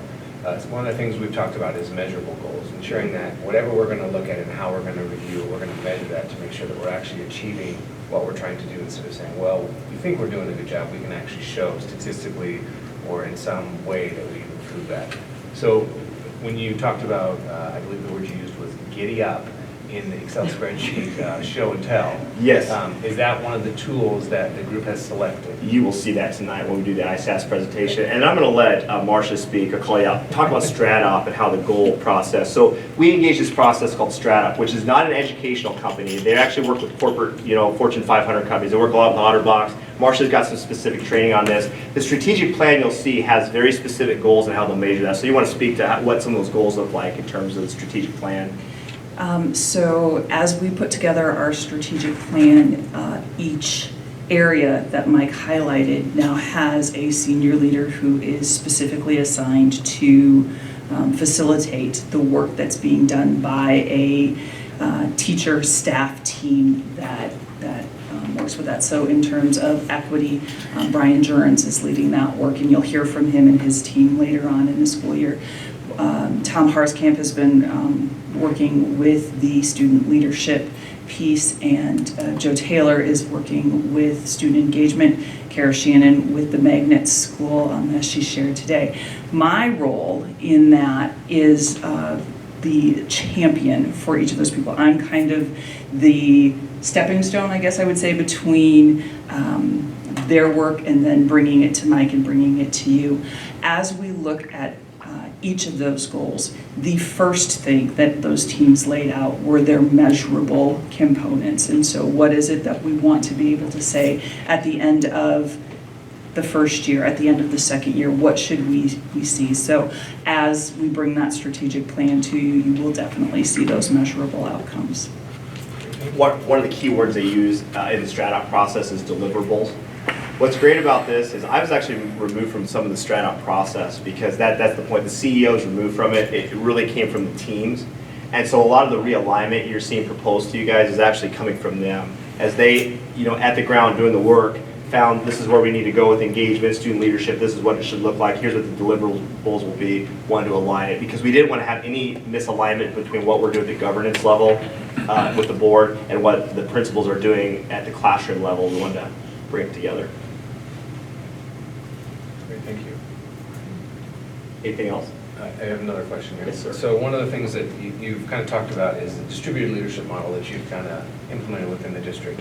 And if you recall, one of the things you used to do at Hoover when you worked in Waterloo is you had a person who was responsible for a person within that district. So each principal, let's say, was responsible for 5 people that they had a personal touch with on a regular basis. And that was something, when we were going through the interview process and we talked about it, I thought was a really innovative and neat idea. And maybe you could talk a little bit about if that's going on or how that maybe integrates with some of this distributed leadership that you're doing. So it's a process called span of care. It actually comes of all things from ministry. If you have a minister, what they realize is that in your congregation, you could probably, as a minister, only reach maybe 8 to 10 people at a really deep level, right? Maybe a shallow level, like, oh, hey, let me come over and let's talk and I can pray for you. But in terms of like having deep relationships, what happens is the principals try to do that for the entire staff. Well, if you have a staff of 30, 45 people, you just don't know. And the joke is, it's not a joke, but we mean it. It's like, you should know like the kids' names of the people you work with. And that's an important piece. Funny for me, it's probably less important I know the kids' names of the kids at our school than I do of like Marcia's kids and Justin's kids, because I'll get back to that because I'll tell you about my span of care. So what we told the principals were, you need to create a senior leadership that you, like maybe 5 to 10 people that you work with, and then each one of those people take 5 to 10 people. And then they're all taken care of. So for example, if somebody, this teacher, maybe has somebody pass away in the family, right? Well, that teacher's taking care of them, because if Marcia has to do that, right, she might miss somebody. It happens. We say family, one of our core values, nobody gets left behind. So there's that deep span of care, and then she takes care of the leaders. Well, she's the leader of leaders, guess who takes care of her? That's me. And here's the funny thing about my job, I have a very small footprint on the impact I can make. It's 11 people. It's 11 people. It's 6 principals and 5 directors. That's the only impact I really have on the school district. And so that's why it's my job to make sure that she's invested in. There's days where I come over, are you okay? And there's days where I come over and go, you're going home early today. That's never happened, has it? Twice in the time I sent him over to take her home. So, but here's the thing, and I think it's on a t-shirt somewhere, I model everything. So if I'm modeling this for them, right, what do I expect them to do for their leaders? And they're doing it for their leaders, guess what we expect their leaders to do for the people they serve. So nobody gets left behind. Here's the best part of this too. When we do the culture and climate survey, and say the culture and climate survey says the staff's in a bad spot, it's not just the principal, oh my gosh, how do I fix this? It's a team of 5 to 10 people saying, how do we fix this together? And there's some accountability too of like, wow, we have it on the survey that so-and-so feels really left behind. Well, who's their team leader, right? And doing that, we've had to make some leadership changes where I just am too busy to take care of that person. But it just feels good that the amount of lasagnas and candy bars and get well cards and things that get taken care of is just amazes me, right? But it's more than that. It's more than that. It's that people get checked on every day. Like, hey, you doing okay today? Hey, Terry, everything okay? And I do that with our leadership. And we can tell that you never feel alone. Because what I found is you don't care where the care comes from, whether it's a principal or whether it's another teacher, you just care that the care is there. Because I can tell you, teaching is a very lonely job if you're not careful. And that's where we lose people. That's where they burn out. Like, you feel like you're the last person in the world. There's a teacher at one of our campuses, I've done this a few times, this is where I kind of got more involved, but just a younger teacher just worked like 8, 9 o'clock at night, every night. He's just not sustainable. Well, I don't have kids, I don't have a family. Like, no, you can't, I've been there, right? We take care of each other, but here's the best part, it wasn't just me, their team leaders working on it, the principals working on it, they were never alone. Because I think that's a lonely thought of that. So we have that, and we've really embraced that, and I think that's the biggest gains on our culture and climate. So hopefully I answered your question. That, yes, we feel that we've implemented that at a really high level. We continue with professional learning, but we have accountability. Our culture and climate survey says it all. We had one campus culture and climate survey, went down a little bit our last check. And I tell you what, the principal felt bad about it, but the principal pulled in the team leaders and kind of had a reckoning, like, guys, what's going on? And I'll tell you what, they pinpointed 2 major things they had to do, and there's some accountability stuff that had to be fixed, and Really proud of them for that. It's not us, it's not you, us versus them, it's a we. What are we going to do? Okay, thank you. Anybody else have any other comments? Okay. Let's move on to agenda item number 11.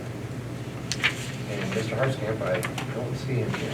He got sick last night. Oh, that's unfortunate. So you get me again, I'm sorry. Can we get a pinch hitter, please? I wouldn't blame you, so. We're going to talk about the Iowa Statewide Assessment for Student Progress. That's what ISASP stands for. It's a replacement for the Iowa tests that we've gotten so used and comfortable for, you know, going back to, like, I think, the 60s. And so we're going to talk about that tonight and talk about that data and what it means. So, and I entitled this Gaps to Close. Gaps to Close, that's a theme we'll have. Before we get into this, I just want us to remember our mission is, regardless of who you are or what your story is, you can learn and be loved here. Just that is a theme through all of what we're doing with this. So keep that in the back of your minds. So the what? What is the ISASP? It is a brand new state test that replaced the Iowa assessments. Okay, so we had the Iowa assessments for years and years and years and years. And it's administered online, not with paper pencil. That was a new challenge for us. It was a great challenge, but it was a new challenge. It is much more rigorous. I think a few of you took the test questions. And here's the thing, I don't say that as a bad way, I say it in a good way. We need more rigorous assessments. The Iowa assessments had gotten too easy, we know that. And that actually had inflated our scores a little bit in the past. So that's a piece as well, but they are much more rigorous. There is no past data for growth. This is our new baseline. I'm gonna really push on us too. I'm not worried about his proficiency as much as I'm worried about growth. And the problem we have this year, because it's the first time we've taken the test, we don't really know the growth, so that's a piece. The proficiency is important. That is the goal we aspire for, but we have to understand not all kids start at the same spot. I'll use the analogy. If we're driving to Mason City, right, and we both get the same car, but I start out in Floyd and Isaiah starts out in Charles City, one of us is going to get there faster, right? And so there's a couple things that have to happen. One, we might have to get Isaiah to a faster car. And then also, it might be that Mike, who started at Floyd, maybe Mason City's not far enough. Maybe you can make it to Clear Lake. Maybe you can make it to Los Angeles. You kind of follow the analogy. So we have to differentiate our expectations. So that's why growth is so important on this. And the test is used for statewide progress reporting. It will fuel our performance report card. It's what we report out to the federal government. Why? This test is one measure of our health as a school. We use it to report out the test as an indicator of academic health and progress. Yeah, you heard me say growth is most important. It's more important than proficiency. And important things to remember, this is one test during one day in time. Our health and success are not just defined by our test scores, so keep that in mind, one day in time. That's why, unfortunately, most schools don't take the effort to create a more of a comprehensive report card. That's why we are creating a comprehensive report card. We don't want us to be defined just by test scores. Because here's where I'd be okay. If I found out that our test scores were not very great in terms of proficiency, but I found that 80% of our people, first of all, we had a 100% graduation rate, and of those 100%, 80% of them 5 years later were doing what they planned after they left high school. I feel pretty good about that, right? But on the flip side, we get 90% proficiency scores, and I go and find our high school graduates are dropping out of college right away, which we know that's, Pat, we've talked about, that's a problem, isn't it? We have a lot of people who go to college and don't make it very far. So that is some of our indicators. So again, they're all indicators for our health, but we have to keep them in context. And then, you'll hear me say this, our students are more than test scores. I just want to keep that in mind. What does the test help us with? One, the test is very rigorous and will push our expectations in the classroom for engagement. The test is showing specific gaps. We have core curriculum standards and expected rigor for instruction and assessment. I will stand here and tell you, just like I told the Lions Club, we have an issue with rigor. We do. We need to up our game in the classroom. It's not rigorous enough. And that's nobody's fault. It just is what it is. But that means it's on me, on us as the board, and then on our leadership team and our teachers to up the rigor and make sure the rigor is aligned to standards. We also have some issues. We've been identified as a leadership team. We're not aligned to the Common Core standards as what we need to be.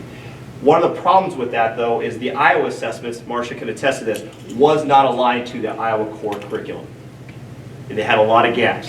It's kind of funny because they still have the same state in the name, but it was just true. But here's the problem. You could teach to the core, or you could teach more to the Iowa assessments. And remember, the Iowa assessment was what we were being gauged on. So we had to adjust our curriculum to be more aligned with that Iowa assessments. But then, see that gap there was? We had to fill that gap also. So we had to increase our instruction to get back to the rigor of the core. Now what's happened is the ISAFs is much more aligned to the Iowa core, but we have some stuff we've got to readjust, if that makes sense. And so that's where nobody's fault, well, a lot of people's fault, I guess, with the testing companies. but in terms of the alignment. So that's a correction, which is a good thing, but has impacted our test scores.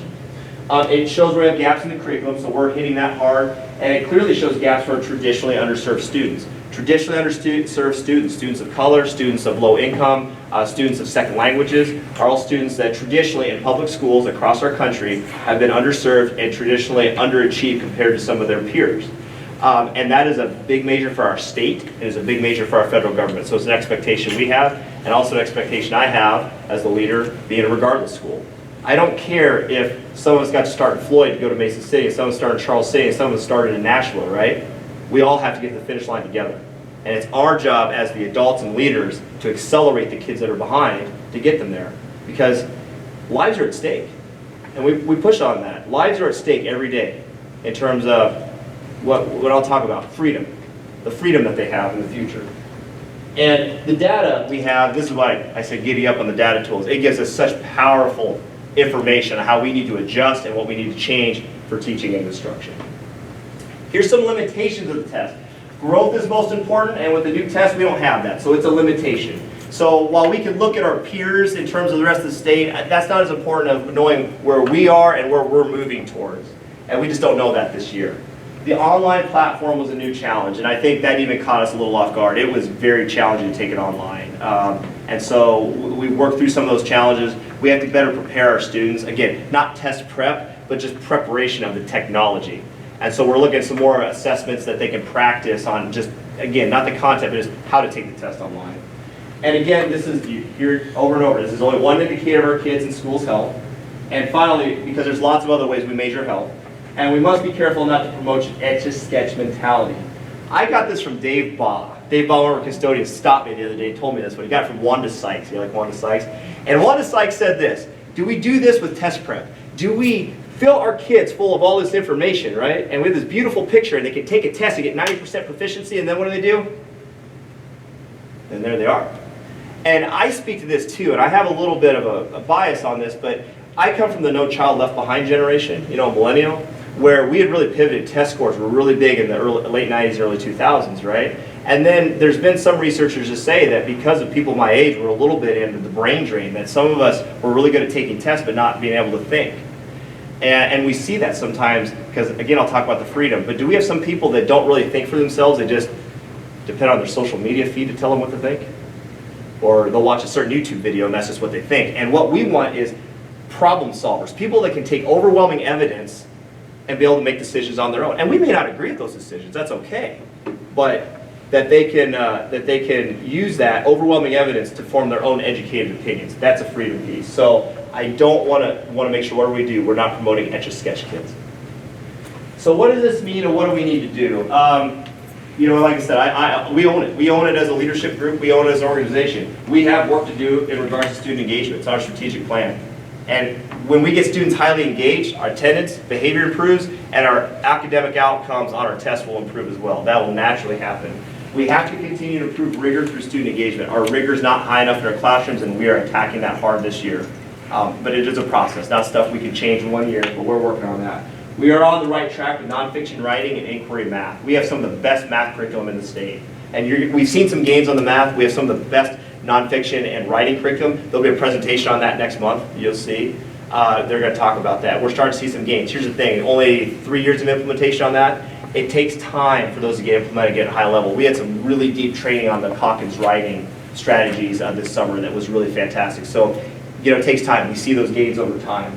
Social emotional learning, behavior growth has been positive. We had to spend a lot of years. We had some behavioral issues. We had some social emotional mental health issues. We had to be better at that. We spent a lot of time on that first because, again, I don't care how good the curriculum is. If the kid's naughty or crying or throwing a fit or misbehaving, they're not going to learn at a high level. So we had to spend a lot of time on that. So proud of the board, the governance level for the resources, an additional counselor at our school, a social worker at our school, all of our teachers being trained in social emotional learning and mental health training. Really proud of that. We have a rigorous strategic plan in place for equity student engagement, which we just went through. So there's a plan. We have a plan. Larry Wolf is fond to say, trust the process. And that's what we're doing, trust in the process, but it takes time. We are engaging in rigorous coaching and structural improvements tools to grow our classroom performance. We're meeting with teachers, 770 walkthrough feedback to our teachers.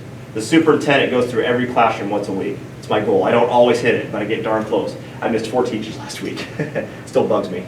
2 were sick, and I just didn't quite get up to Don Betts' to Carrie Lane, and then another one, I just missed them. But I showed up Don Betts today and had cookies. So, and not that I give a lot of instructional coaching, I don't, but I'm just modeling for the administrators what we expect. And also, I get to ask a lot of prompting questions. I might see something and go, hey, Marsha, I'm curious. Can you tell me about that? She's had some curious conversations about, hey, where we're going. So we're coaching and pushing that rigor and those type pieces. It is a journey, it'll take time, but we expect to get better every day, and we absolutely own that we have to do better for kids. Being a family that nobody gets left behind. And that's why I'm proud of, too, we're one of the few school districts that has publicly released our test scores the way we did. They're right there in the paper, and we took our lumps as we should. We've got to do better. A lot of our other school districts have chosen not to release those test scores as publicly as we have, and I just, we're transparent. We are what we are. What I will say for all school districts, those test scores will be put on the state public website on MLK holiday, so it doesn't matter, they're coming out either way. But here's the thing, we're ahead of the curve. We wanted to have that conversation. The big idea, I love this from Dr. Michael Duncan, superintendent at Pike County. Standardized test scores are but one measure of a student's educational progress. More important is what students can do with that knowledge and skills they acquire, so not the Etch-a-Sketch. We've got to put stuff in their brain, but what are they going to do and how are they going to apply it? How are they going to earn it? How are they going to ruin the epoxy to learn that forever, right? And do the right thing for kids, and the test scores will take care of themselves. That's just for me. Here's what I'll tell you. When I was a band director, the more I focused on winning, guess what we did as a band? The less we won. You know what I found? When I focused on our core values of our band, a family, fun, and servant leadership, that was the 3 things. You'll notice some themes in some organizations I've been in, right? But family, fun, and servant leadership, we focused on that, doing the right things to take care of our people.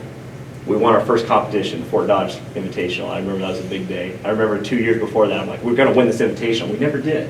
And so what I'll tell you is we're not going to focus on test scores. We're going to focus on doing the right things. Rigorous instruction, taking care of our family, all the stuff on the theory of practice, and doing the right things by kids. The test scores will take care of themselves. And just trust the plan, trust the process. So who is the Charles City family? We're a regardless school. We engage, inspire, empower. We have essential competencies. We have a 97.25 graduation rate. That's something we don't brag about enough. And we are better than Google. I'm pushing on our staff about that. That's a simple question. If I walk in and I say, are you being better than Google right now? And I had a teacher last week. They weren't being better than Google. We asked them that question. Kind of hung their head. They're going to fix it. I'm proud. Again, not a gotcha. We love our people. When we're better, we do better. We all get feedback. I even get feedback. Got a lot of feedback last week. It was good. But here, we're more than test scores. Here's 2 of our students in woodworking. Here's our 8th grades, highly engaged. As Sergeant Joe Taylor, our middle school principal, talks about his tenure in Iraq and what he did there, and talk about what service for your country is. Look at the engagement in there. Those are 8th graders at 2:30. There's high schoolers going to celebrate Christmas in middle school. How awesome is that? I love this story. I was riding a bus the other day, and I'd heard this story, but I forgot which bus I was on. These are 2 kids that they ride the first tier, so the first round of the in-city shuttles, but then they stay on the bus because their little brothers and sisters get on the second round, so they ride with them. And they found out with the bus driver, they could stay on and they could help wrangle kids. They're the bus supervisors. They go and seat the kids, and they also, man, don't cross them, because there's a preschool across them. I don't think so. Have a seat. And I just sat in the back just watching this. And it was great. And they're awesome. They ride that bus every day, and they help on one of the shuttles, help wrangle the kids and do it. And the elementary kids, they listen. They listen to those kids. There's art, hands-on. There's our kids going up and speaking on the radio one day, because I don't speak on the radio anymore. The kids do it. And they sang, they talked about the blankets they're doing. There's kids in FCS making pie crust one day. Here's some recent CC Press headlines. School groups spread music throughout Charles City. 2 appointed student school board members, hammering in the morning, building birdhouses. Seniors help feed the nation. Comic Cafe, culinary custom, musical tradition of CCHS. Honor and thanks. Public celebrates veterans. Students look taking leading roles in the middle school. Experience Mexican culture and music. School district sees another enrollment increase. God bless the USA. Patriotism on display. I think you might recognize some of those, James. But here's my point. We're more than test scores. And I've been around school districts where they just focus on test scores. Those headlines go away. You know what they do all day? They just sit and drill and kill math and literacy. And we've got to be better at math and literacy, and we will. And those test scores will come up, but we can't forget who are either. We're more than test scores. Our kids are more than that. And I just want our community to remember that. So the Charles City experienced so much more test scores. And this is what I'll tell you. Our end in mind is to provide our kids freedom. Freedom to think, make decisions, solve problems for themselves. Freedom to make this world a better place. And that's because I've asked this question. What is the purpose of education? Is it just to get people jobs? That's part of it too. Is it better to be a better person? It is. But I heard this down in Georgia. It's freedom. You know, maybe it's economic freedom. You support yourself. Maybe it's freedom of the country. We're supporting making, having better voters and better citizenry that will serve and make the world a better place. But I love it. They said this: freedom to not be able to told what to think on your Facebook feed. That's what I was told in Georgia. Yeah, right? Freedom to think. So that's what we're trying to provide. So what we're going to do is we're going to talk through some specific data. Again, a little geeky, but we'll get into it for you and kind of talk through what some of this data means. I've got Marcia here. She's one of our school improvement gurus, so feel free to ask your questions. What you'll see on this, and I provided this earlier, this is the current ISASS scores, where we are this year. Again, nobody's happy with those. What I will show you, though, is our Iowa assessment scores the year before. There's a solid red line. This is reading. This is English language arts. And what you'll see is what we've done over the past few years. Again, you cannot compare the previous test to this test, so don't try to do it. It's apples and oranges. It's completely different things. But what I want to show you is one thing you can do is you can go diagonally. That's tracking the cohort. What that means is that's the same group of kids year to year, right? If you go straight across, yeah, that's always third grade, but those are different groups of kids. Does that make sense? So if you go diagonally, you can actually see how those kids did. Here, let me make my point. Third graders, fourth grade kind of stays stagnant, but I'll tell you, that actually means that's an increase because the test gets harder. So that's actually an increase. Jumped up quite a bit, right? So they made a 3% increase as a cohort and then went down to 55.9. Here's my point. Did they really go down that much? I doubt it. The test was harder. It was. So, it wasn't like our kids got that much worse. Now, here's the other thing. Was the other tests were taken maybe easier? It was. So, I would say truth's in the middle somewhere, right? Of where the true score was. So I'd say if you had to ask me just what my knee-jerk is, where's their score actually at? It's probably in the low 60s is where it should have been.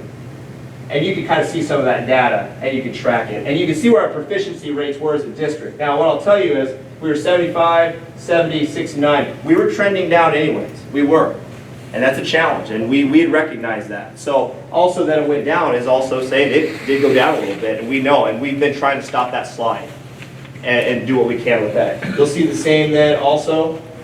You can see where we were with math and kind of some of the same pieces there as well. What I will show you is we've been seeing some tremendous math scores, and that speaks a lot to the math curriculum. And you'll notice the longer kids are with us, the better they get. So as you track cohorts, again, and some years they didn't take the test. This is how the Iowa assessments work. It was goofy that way. But you can see, we had some high test scores coming through there. So there's been some positive things that have happened. But again, you can see where we are with that.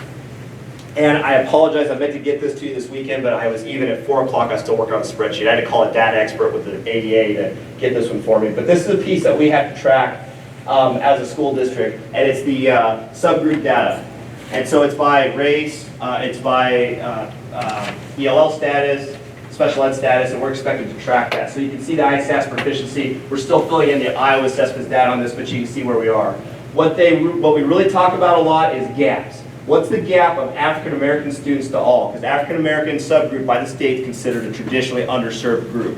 So what are that gap is to all students? So all students were 53, and then African American is 31. Well, then the gap is 22.5. We've got to close that gap. Same thing, our Hispanic gap is actually very positive, 7.5. That's not a big gap. But this is the one that we've got to really attack. Our IEP students with special education services, we've got to beef up what we're doing in special ed. That is an unacceptable gap. 47.5 compared to the rest of the students. What I'll show you as well, and then the same down here for math. And for the most part, math scores are relatively similar. Some of the gaps, again, I'll go down to the gaps. 24.2 gap, small Hispanic gap, and then IEP gap to all as well. So some gaps we definitely need to close as we move forward. But you can see the proficiency rate as there as well. So a lot of data, a lot of numbers at you. What questions do you have that Marcia and I can answer?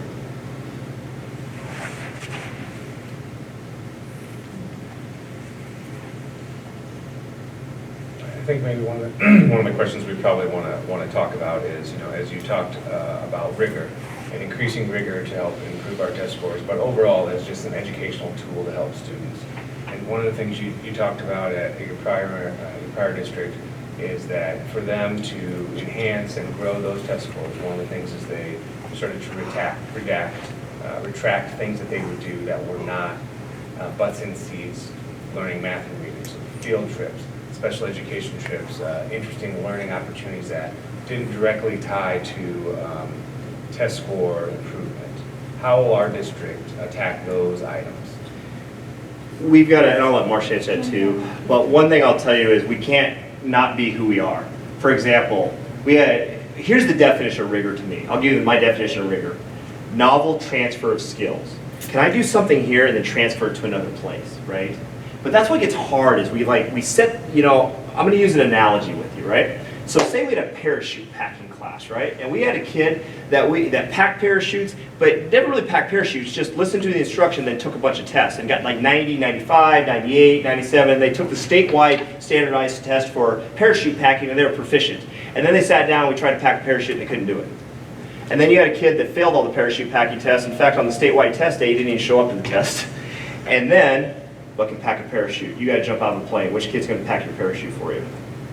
And it's a simplistic analogy, but here's the other problem is instead of doing all those tests, let's just do the work, right? And if you do the work, so if you parachute packing, what do we want the kids doing? Packing parachutes. Well, let me give you another example. We had a group of kids go down and earn a $150,000 grant for our baseball softball field here earlier last year, right? And I can tell you, well, and they're not here now, but I know Dana led that team. The learning they had, presenting to the banks, presenting to Rotary in practice, the research they had to do, the public speaking skills they had to do, they transferred those skills, right? But I'll tell you, I had a teacher call us out and say, hey, they've missed a lot of school. Like, whoa, I think we're missing the point. They're getting more school. But that's what we have to do. We have to take those authentic things and embed them in our classroom. We talk about the learning too much. Taking a test is talking about the learning. We need to do the learning and earn the learning. And so to answer your question, we've got to do more of that authentic things in the classroom and embed those together. But you're right, we can't lose the things that make us great. We can't lose the things like Farm Safety Day, or lose the things like going to Prairie Meadows, or we had kids building the press boxes for our baseball softball fields, right? But what we could do a better job of infusing the standards. When we took to Prairie Meadows, did we identify like the 4 or 5 common core standards they need to be hitting? We did. We could do a better job of that. So marrying those two things together. Marcia? I think a really good example would be some of the work that our 3rd and 4th grade teams have done since this ISASP data came out. We were able to take our collaborative planning time, look at how our students scored by specific subcategories in the math test. So we did well on the geometry part. We did well on measurement and data. We didn't do so great on operations and algebraic thinking. Operations and algebraic thinking is the largest chunk of that test. So we now know that that's an area within our standards that our teachers need to spend more time on. They need to work collaboratively to build engaging activities where the students are doing the learning and they aren't just hearing it and hearing it talked at them, so that what they're doing within the everyday practice of their classroom becomes more rigorous and becomes more like the problems that we might see on the ISASP test. For example, one of the things that we're also going to change in our approach is that we have access to end of unit tests that are created by the same company that creates the ISASP. So it uses the same platform that the ISASP takes our kids. So our kids are going to get 8 or 9 opportunities prior to the ISASP where they're taking their actual test over the content, the unit content that they've been studying. So they'll get familiar with the actual manipulation of the computer, taking a math test on the computer, knowing that it still means you have to sit and figure it out, whether it's on scratch paper or a whiteboard, and it's not just selecting the multiple choice button. Those were things that we identified as problems with taking the test online with the computer for the first time this year. So we are putting some of those pieces in place as well. The other thing we've got to do a better job of is interim assessments. So we have a lot of unit assessments and different things, but we need some common classroom assessments that are predictive and let us know where we are on in terms of the core standards and the ISASS. We're piloting that in the middle school right now. We've been using something called the MAP test, which is an online assessment, which is giving us a lot of data that the teachers are using. Because I'll be honest with you, the ISASS and Iowa test, it's a little bit of the hope method. We've been teaching and learning, right? And then we take that Iowa assessment and say hope, right? We need some stuff that tells us where we're at, our current reality, and make some adjustments. But no, we absolutely, we're not making, the online platform was hard, but we're not making excuses. We're, like I said, we own where we are. It's a current reality. You face the brutal facts, and you just get better. Mrs. Torkin, if I could ask you a question about the comments you made.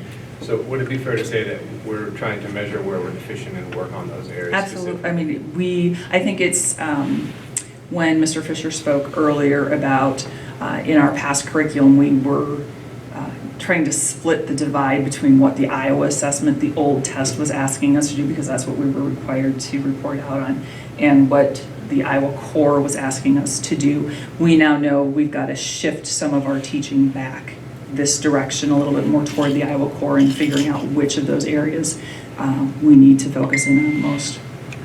So since this was the first time we took this test, we probably weren't sure on all the different facets of the test versus what we were at with the Iowa test of basic skills. We kind of had that one, we knew that one better. We'd seen Form E 5 or 6 years in a row. We knew it. Here's what the Iowa assessment does. They every 2 or 3 years we release a new form. That's why it's Form E.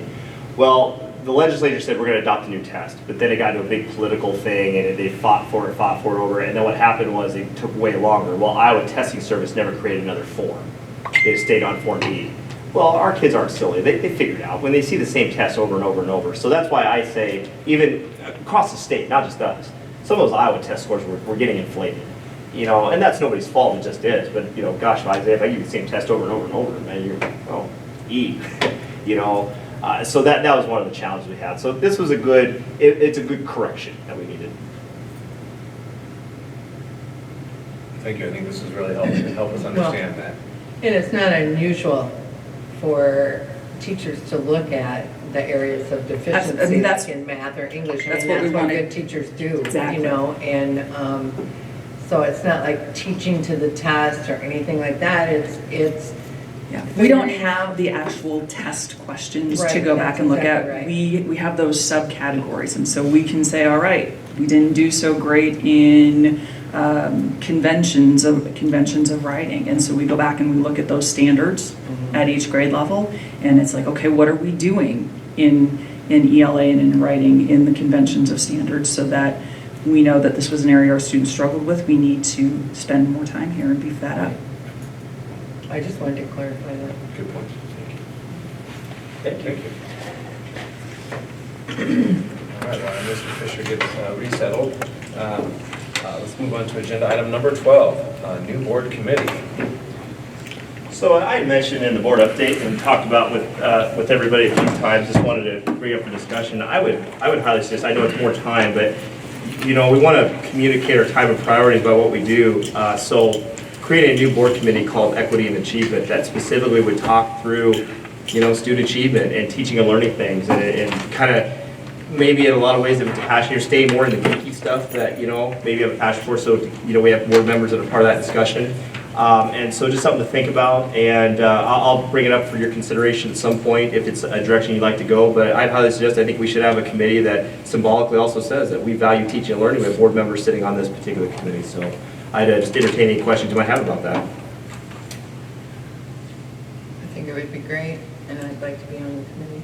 I think should be on that committee. Well, our committees are always two, just because otherwise we get into quorum issues, but yeah. Is there any way to make that rotating so that everybody throughout the school year has an opportunity to be a part of that committee? That's what you're saying, Yeah, absolutely. So would you see this committee meeting on a regular basis to discuss equity and achievement, or is this something that can be brought to the committee for ideas? I think both. It would meet regularly, just on our, because we have a normal rotation. Our committees meet, well, they're just basically on rotation, you know. We try to get 4 or 5 committee meetings in a year, but then also kind of ad hoc as we need people. You know, if a new curriculum comes up or something, you know, textbook adoption or something, we could, you know, review with you guys and doing that. So meet, you know, regularly, but as much as needed as well. Okay. Well, if it's good with you guys, I'll bring it to the board for consideration at the next meeting.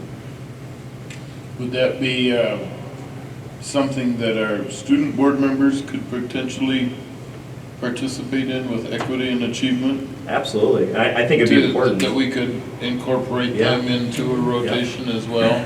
I mean, we don't have them on other committees because they're more at the 30,000 foot level, but if we're talking equity and achievement, they're the ones also at that level, and it's just a question that I have. And I think that'd be fantastic to have their voice at the table to say, hey, what do you think of this, or what's your, you know, experience with that? And any excuse I have a high schooler come at 7 a.m. on a Friday, I think that's fantastic. So, What's your favorite? I think great. Yeah, Kale will be awake. So. They'll show up in a pre-switch. They've made the 7 a.m. meetings we've had, so. 6 a.m. meeting once. And you made the 6 a.m. meeting, yeah. No, the students don't count as a quorum. So, yeah. Right. So they you can have a don't vote. student member. Yeah. Okay.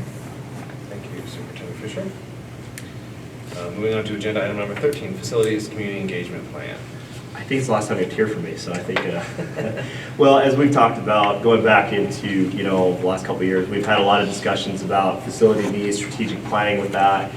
We know we're getting to the point where the high school is going to need to be in need of some, you know, improvements, especially around the roof and the HVAC. And so we sent out a community engagement postcard in December, just asking, you know, what were thoughts and opinions on that, where we need to be. And it was clear from that survey that we just have a lot more information gathering we need to do. We need to go seek input, see where the community's at, what their perception needs are, and just ask a lot of questions. And so part of that, you know, engagement with Jerry Gallagher, who's been supporting us with this, was to create a plan on where you just go out and start having some town halls and meeting with coffee groups and asking questions and answering questions and kind of seeing where the community, you know, ultimately the community that drives this, and, you know, any improvements we have, just ask what their thoughts and opinions are and go from there. So in your board packet was just a draft plan of ideas of having town halls, getting out to community groups, eventually another survey again to see where we're at and just see what the community direction is on future strategic facilities plans. Would we involve kids? Absolutely. We foresee offering tours of the high school to answer questions, the students leading that, having students part of the dialogue. I foresee having board members part of the dialogue, staff members, other community members. You know, we want everybody. We foresee like some really big town halls where maybe we have 50, 60 people from the community come in and just talk through strengths and weaknesses of our current facility and kind of do some brainstorming on what we might need to do. I think it's a great idea. I thought this looked pretty comprehensive. Yeah. And have some clear metrics on, you know, just like how many, you know, like 15 to 20, you know, different meetings and things we're going to do. I will need your help, though. Definitely some of our board members getting out to some of the coffee groups. I'll get to as many as I can, but I still need to lead the school district too. But just getting out and answering questions. We were even saying, it sounds silly, but seriously, like getting some shirts and saying, ask me, you know, if we go to Party in the Park, you know, ask me, because we know it's going to be a community dialogue, and people are going to have strong opinions both ways, and we want to hear their opinions. We want to honor everybody's opinion and just be able to clarify and answer questions. So yeah, upon your approval, we'll initiate the action plan and start to get the meetings going. I move to direct Mr. Fisher to implement the proposed plan as presented. Second. I'll give a first and a second to direct the superintendent to implement the proposed plan as presented. Any other discussion? All those in favor say aye. Aye. All those opposed, same sign. Motion passes 5-0. All right, moving on to agenda item number 14, modified supplemental amount. This is this is more of a Terry item. Yep. So, what we're proposing is to continue with the same programs we funded with the at-risk monies in the past, and that has included our juvenile court liaison, intensive guidance services, which is part of each counselor's time. School-based youth services, which is school-based mental health service. School within a school, which is our success center where Josh Dean and Carlene Sickman and Julie Mausted are. Terry Lane Alternative Program, and also second chance services, so like additional support for students who may need it in math, reading, and science, so workshop type classes where they can get additional service. And then the last one is the summer school extended service. And this is for fiscal year '21? Right, So this would be for next fiscal year. right. Okay. Thank you, Terry. Is there any questions for Terry? Okay, looking for a motion then. I'll make a motion to approve the 2020-21 at-risk dropout plans and modified supplemental amount totaling $457,444. First, a second to approve the 2021 at-risk dropout plan and the modified supplemental amount totaling $457,444 as recommended. Any other discussion? All those in favor say aye. Aye. All those opposed, same sign. Motion carries 5-0. Agenda item number 15. So just a really fast, kind of just to tell you how and how it's created, how our board packet is created, how it's approved, distributed, and posted. So I went ahead and, I mean, when we create the agenda, you know, we have a lot of things that have to be done annually. So, and they're usually at the same time every year, the budget, certain contracts at the beginning of the year, annual reports. We also have our monthly items, board presentations, and, you know, current projects. So, even at board meetings, a board member can ask for something to put on the agenda. And as far as the approval process goes, between Superintendent Fisher and myself, you know, we put together the initial draft, and then it is approved by the board president on the Wednesday before the meeting. And then Thursday before the meeting, it's sent to the school board to review and the Charles City Press. And then finally on Friday, the final agenda is distributed more widely to the school board, the press, the administrators, secretaries, and other parties and news media that might request it. Yeah, and so after it's approved, we distribute it. We have it on Chromebooks where we share it with the board, and then it's emailed out to the board and the student directors, administrators. So yeah, electronically, and we post it on our website for the public to see. Along with the minutes, and if there's a larger report, we might list it separately so people have an easier time finding those things, like the audit report would be listed separately.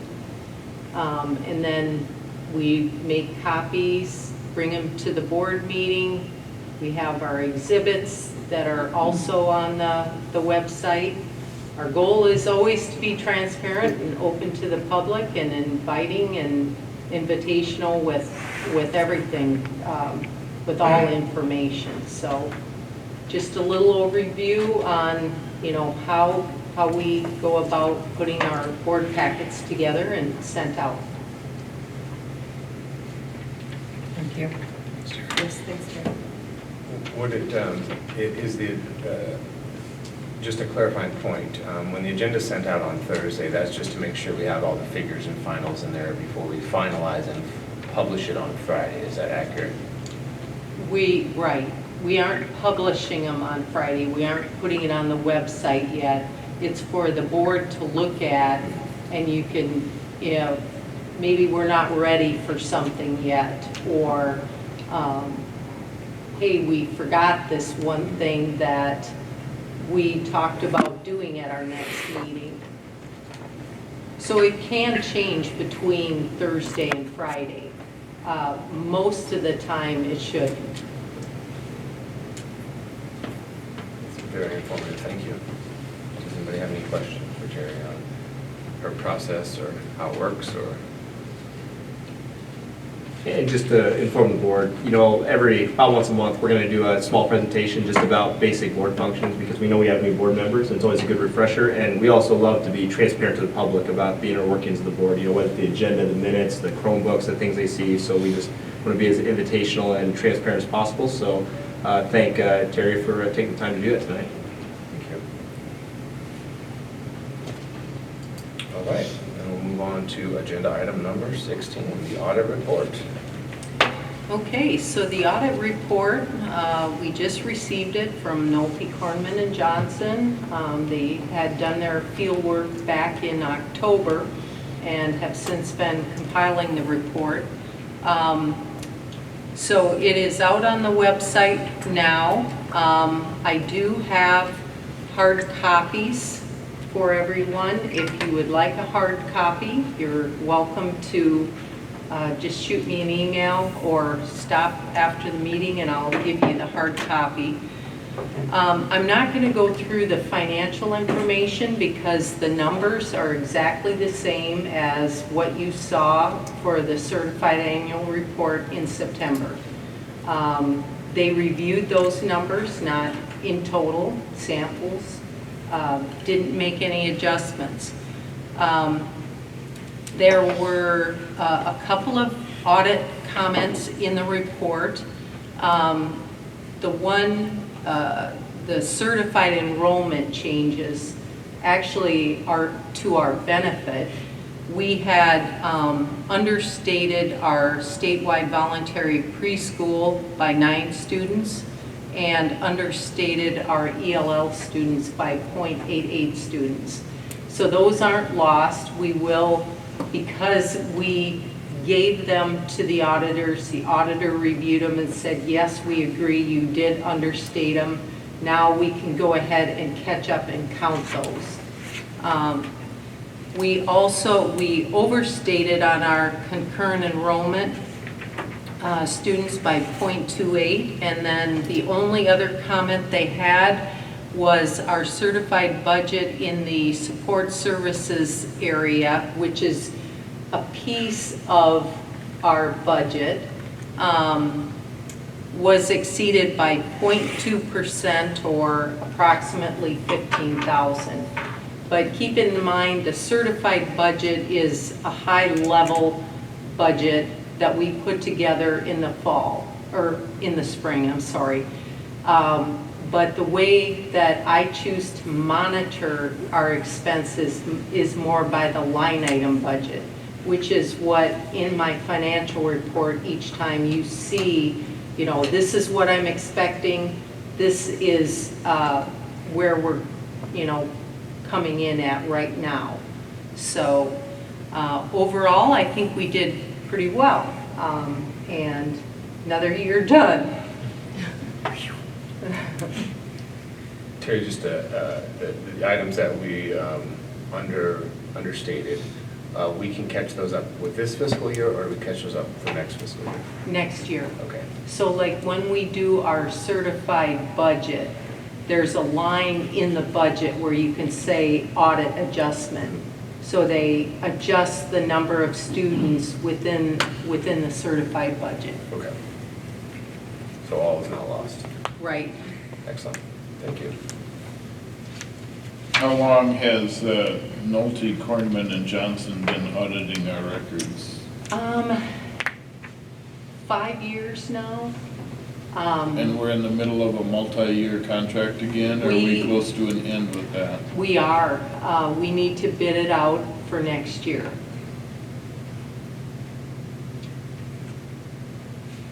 Great, good question, Scott, thank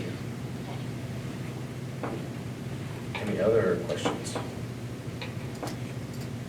All right, then, looking for a motion. I move that we accept the December 2019 financial reports as presented. Oh, I'm in the wrong one, sorry. Audit report as presented. I'll second. A first and a second to approve the 6/30/19 audit report as presented. Any other discussion? All those in favor say aye. Aye. All those opposed, same sign. Motion carries 5-0. Agenda item number 17, financial report for December 2019. Okay, so just a couple of other financial information. I did run our dental balance by our partner, Group Benefit Partners, who helps us with our health and dental programs. And they agree that our deficit right now is more due to timing and maybe the fact that it's the first time we've offered voluntary dental for employees. Now, we still may have a negative balance at year end, but they are in total agreement that eventually, it could take us longer than June 30. We should get to that point where we have a positive balance. It really comes down to their actuarial assumptions and different things as well, because we set our premium based on their information. So just a little bit there. The general fund revenue, we're still under budget due to a larger than normal property tax deficiency that we hope to catch up.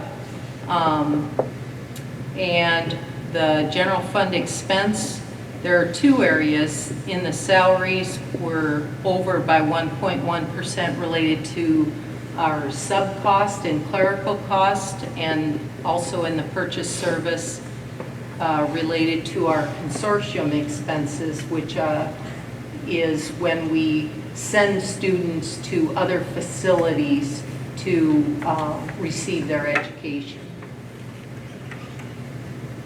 That's it.